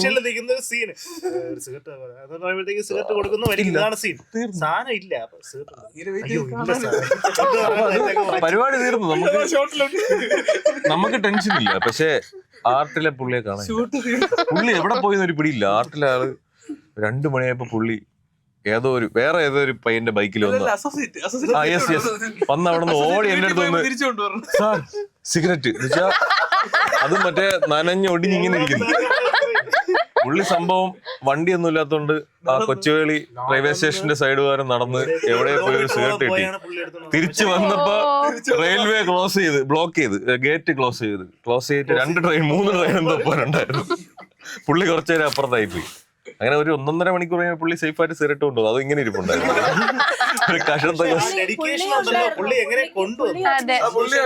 അതേപോലെ തന്നെ ഷോട്ടിനെ വിളിച്ചു വരുത്തി. ഒരു ഇടവഴിക്കാത്താണ് ഷോട്ട്, അതിന്റെ അറ്റ റെയിൽവേ ക്രോസ് ആണ്. ഇതേപോലെ അഭിനന്ദ് വിളിച്ചോണ്ട് പോയി. നമ്മുടെ ഫ്രണ്ടിൽ കൂടെ നടന്നു പോയത് നമ്മൾ കണ്ടില്ല. ഒതുങ്ങി നിൽക്കുന്നത് കണ്ടില്ല. വിളിക്കുന്നു, ഞാൻ ഇടവഴി കയറി റെയിൽവേ ക്രോസിന്റെ അടുത്ത് എത്തി. നമ്മൾ ഇടവഴിയുടെ തുടക്കമുണ്ട്. തിരിച്ചു ഇതേപോലെ അഭിനന്ദ. അന്ന് അഭിനന്ദ ശാലം റേസ് ആയല്ലേ? അന്ന് അഭിനന്ദ ഹീറ്റായി. അന്ന് ഹീറ്റായി. നിങ്ങൾക്ക് ഫ്രണ്ടിൽ കൂടെയല്ലേ പോയത്? എങ്ങനെ ഷോട്ട് എടുക്കുന്നു പറഞ്ഞ അസോസിന്റെ മുഖത്ത് വയ്ക്കണം പറഞ്ഞു. ഞാൻ എല്ലാരും എന്നെ പറയട്ടെ. അങ്ങനെ പല പ്രശ്നങ്ങളും അങ്ങോട്ടും ഇങ്ങോട്ടും ഉണ്ടായി. പക്ഷെ അത് കഴിഞ്ഞപ്പോ നേരെ ചങ്ക് അല്ലെ പറഞ്ഞ പോലെ തന്നെ ഇപ്പൊ എല്ലാരും ഈ ഒരു വെബ് സീരീസ് ആണെങ്കിലും ഷോർട്ട് ഫിലിംസ് ആണെങ്കിലും ഒരുമിച്ച് ചെയ്ത ഒരു ക്രൂ ആണ്. ഒരു പടം ചെയ്യുമ്പോഴും ഈ ഒരു വൈബ് അപ്പം ഉണ്ടാവും. അതാണ് അതിന്റെ ഒരു ഏറ്റവും വലിയൊരു ഇമ്പോർട്ടൻസ് എന്ന് പറയുന്നത്. അപ്പൊ ഭയങ്കര ടെൻഷനൊക്കെയാണ്. പിന്നെ അല്ല, മെയിൻലി വേറൊരു കാര്യം എന്ന് പറഞ്ഞാൽ നമുക്ക് അവിടെ ഒരു ആർട്ടിസ്റ്റ് DOP അങ്ങനത്തെ ഒരു ബന്ധം അല്ലായിരുന്നു. നല്ല രീതിയിൽ നമുക്ക് എല്ലാവരുമായിട്ട് കമ്മ്യൂണിക്കേറ്റ് ചെയ്യാം. ഈവൻ ഡയറക്ടറിന്റെ അടുത്ത് നമുക്ക് നേരിട്ട് പോയി ചോദിക്കാനുള്ളൊരു ഫ്രീഡം പോലും തന്നിട്ടുണ്ടായിരുന്നു. ആർട്ടിസ്റ്റിന് പോലും നേരിട്ട് ചോദിക്കാം, ആർക്ക് വേണമെങ്കിലും സംസാരിക്കാം. ഡയറക്ടർ എന്നുള്ള രീതിയിൽ അങ്ങനെ ആയിരുന്നില്ല ശരത്തേട്ടൻ അവിടെ ബിഹേവ് ചെയ്തത്. ആക്ച്വലി അങ്ങനെ ആവണം എന്നാണ് എൻ്റെ ഒരു അല്ലാതെ അതിന്റെ പ്രശ്നങ്ങൾ ഉണ്ടായിട്ടുണ്ട്, ചില പ്രശ്നങ്ങളുണ്ടായി. പക്ഷെ എല്ലാം അങ്ങോട്ട് മുതലെടുക്കണ്ട. ഞാൻ തോന്നുന്നു ഇതാണ് കുറച്ചുകൂടെ ബെറ്റർ എന്ന് തോന്നുന്നു. അതാണ് കംഫർട്ട്. അത് കംഫർട്ട് സോൺ തന്നതുകൊണ്ട് നമുക്ക് അതിൻ്റെതായ ഒരു ടെൻഷനോ അങ്ങനത്തെ കാര്യങ്ങളും ഇല്ലാതെ നമുക്ക് മാക്സിമം നമുക്ക് നല്ല രീതിയിൽ തന്നെ വർക്ക് ചെയ്യാൻ പറ്റി. ഇപ്പം എല്ലാ സൈഡിൽ നിന്നും നമുക്ക് നല്ലൊരു സപ്പോർട്ട് തന്നെയാണ് കിട്ടിയത്. പിന്നെ എല്ലാവരും മറന്നുപോയിട്ടൊന്നും ഇല്ലായിരിക്കും, ഇതിന്റെ കൂട്ടത്തിൽ വിട്ടുപോയതായിരിക്കും. നന്ദു DI ചെയ്തേക്കുന്ന നന്ദു ആണ്. നന്ദുവിന്റെ കാര്യം നന്ദു വിളിച്ചിരുന്നു. നന്ദു എത്താൻ പറ്റാത്ത ഒരു സിറ്റുവേഷൻ ആയതല്ല, നല്ല ഡെഡിക്കേറ്റഡ് ആയിട്ടുള്ള ഒരു കളറിസ്റ്റ് ആണ് പുള്ളി. നന്ദുവിന്റെ പരിപാടി കണ്ടായിരുന്നു. നന്ദുവും അടിപൊളിയായിട്ട് ഇൻവോൾവ് ചെയ്തിട്ടുണ്ട്. പിന്നെ ഓഫ്കോഴ്സ് ജിത്തുവിന്റെ ഒരു ഇതുണ്ട്, നന്നായിട്ട് വന്നിട്ടുണ്ട്. ഓരോ ഷോട്ടും അത്ര അടിപൊളിയാക്കി എടുത്തു. അടുത്ത് നമുക്ക് പ്രൊഡക്ഷനിലോട്ട് വരാം. ആ പ്രൊഡ്യൂസറിന്റെ ഒക്കെ ഒരു ഡീറ്റെയിൽസ്. പ്രൊഡക്ഷൻ അതാ ഞാൻ ആദ്യം പറഞ്ഞത്. പുള്ളി ബിനു സാർ പുള്ളി തന്നെയാണ് സ്റ്റോറി തന്നിരിക്കുന്നത്. പുള്ളിയുടെ തന്നെ എഫേർട്ട് കൊണ്ടാണ് പരിപാടി സ്റ്റാർട്ടായത്. പുള്ളിയുടെ ടീം തന്നെയാണ് പ്രൊഡ്യൂസ് ചെയ്തിരിക്കുന്നത്. ഗോയിങ് ഫോർവേഡ് വലിയ പ്രോജക്ട്സ് ചെയ്യാനുള്ള പ്ലാൻസ് ഉണ്ട് പുള്ളിക്ക്. എനിക്ക് തോന്നുന്നു അത്രയും എന്താ പറയുക, ഒരു ഇൻട്രസ്റ്റോട് കൂടി ഇൻഡസ്ട്രിയെ കാണുന്ന ആളാണ്. അപ്പോൾ അങ്ങനെയുള്ള ആൾക്കാർ ശരിക്കും ആ ഒരു പ്രൊഡക്ഷൻ ഫീൽഡിലോട്ട് വന്നാലേ ബാക്കി ക്രൂസിന് അത്രയും സപ്പോർട്ട് കിട്ടത്തുള്ളൂ. അപ്പോൾ അതിന് എനിക്ക് നല്ലൊരു എന്താ പറയുക ഒരു കണക്ഷൻ കിട്ടിയ ആളാണ്. പേരെന്തായിരുന്നു? ബിനു ബാസുരൻ.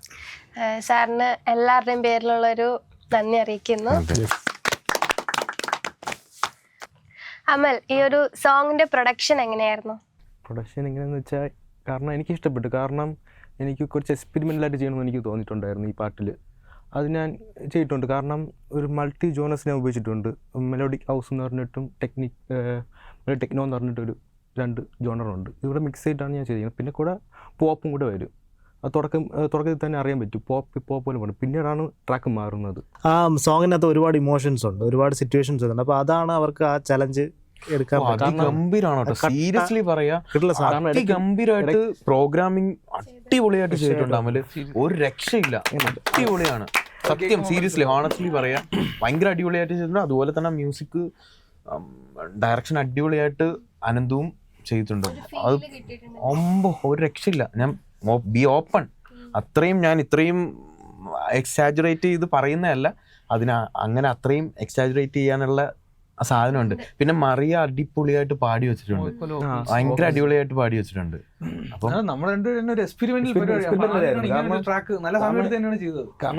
പിന്നെ എക്സ്പെഷ്യലി അത് മിക്സും മാസ്റ്ററും ചെയ്തത് അഖിൽ എന്ന് പറഞ്ഞിട്ട്, അതൊരു ആ ഒരു കളറ് ടോട്ടൽ ആ ഒരു ട്രാക്കിന് ഒരു കളറ് കിട്ടിയത് ആക്ച്വലി പറയാൻ പറഞ്ഞാൽ ഈ മിക്സ് കഴിയുന്നവരേക്കും നമ്മളെ ഡയറക്ടർ സാറിന് ഒരു ഇവര് പണി കഴിഞ്ഞ് ഫൈനൽ അയച്ചു തന്നപ്പോഴും ഓക്കെ ആണോ എന്തെങ്കിലും ചെയ്യാനുണ്ടോ, അപ്പോഴവർ പറയാം മിക്സ് കഴിയട്ടെ, എനിക്ക് അതിനെ പറ്റി വലിയ ധാരണ.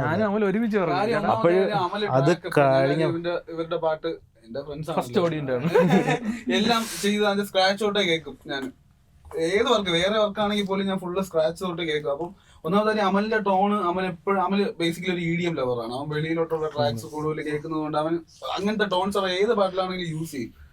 സത്യം പറഞ്ഞു കഴിഞ്ഞാൽ ഇതിന്റെ ട്രാക്ക് ശരത്തേട്ട് ഇങ്ങനെ ചാഞ്ചാട്ടം വന്നത് ഏറ്റവും വിഷമമായിരുന്നു. കാര്യം അയ്യോ ഇനി അത് മാറ്റണമല്ലോ, ഒരു എലമെന്റ് പോകണമല്ലോ. ഇവന് ഒരെണ്ണം മാറിയാൽ ഭയങ്കര പ്രശ്നമാണ്. ടൈം എടുത്ത് അവൻ ഭയങ്കരമായിട്ട് അതിന് ചിന്തിച്ച് അറിയാവുകയും ചെയ്യും. പ്രശ്നമാവും.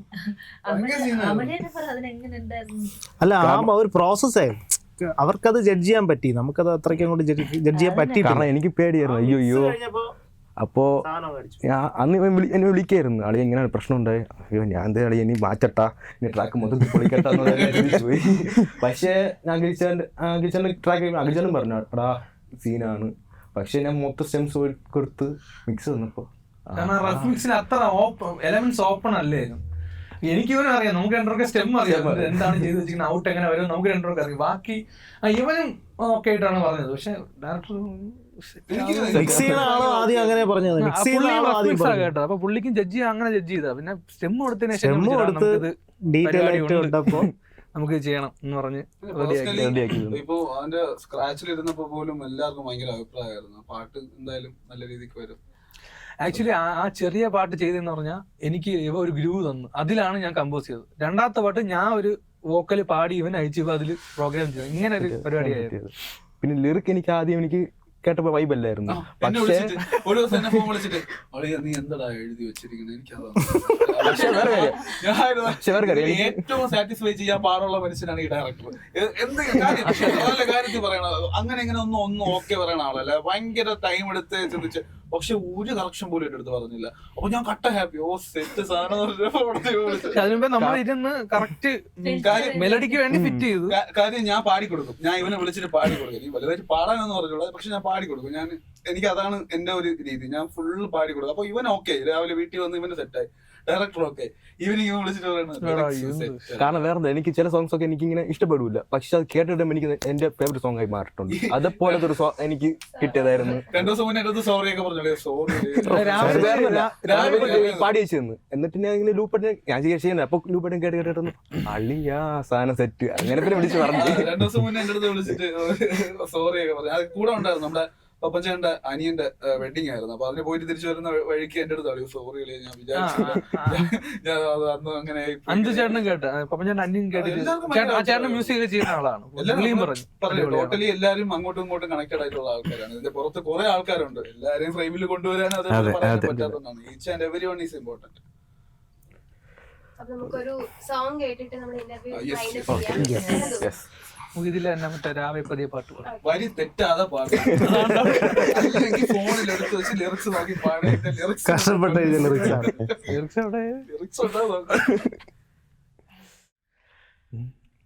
രാവേ പതിയെ നിറമാകെ മാഞ്ഞു മാറി വേലുണരേ ഇന്നീ വഴിയിൽ നീവിടെ പുതുപടിയിലെ നീലവാനം പോലെ ചിരികളുമായി വരികളിൽ തീരാക്കഥയും അകലെ നീ അവിടെ മൗനമേ നനയാതെ നീ കരയാതെ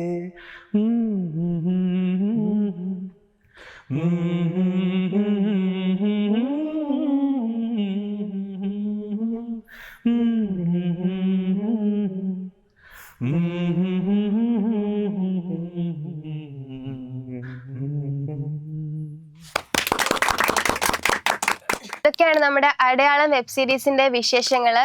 ഫെബ്രുവരി 14 നിങ്ങളിലേക്ക് എത്താണ്. അപ്പം എല്ലാവരും കണ്ടിട്ട് നിങ്ങളുടെ അഭിപ്രായം അറിയിക്കുക. എല്ലാവരും കാണാൻ മാക്സിമം ഷെയർ ചെയ്യുക. Thank you all.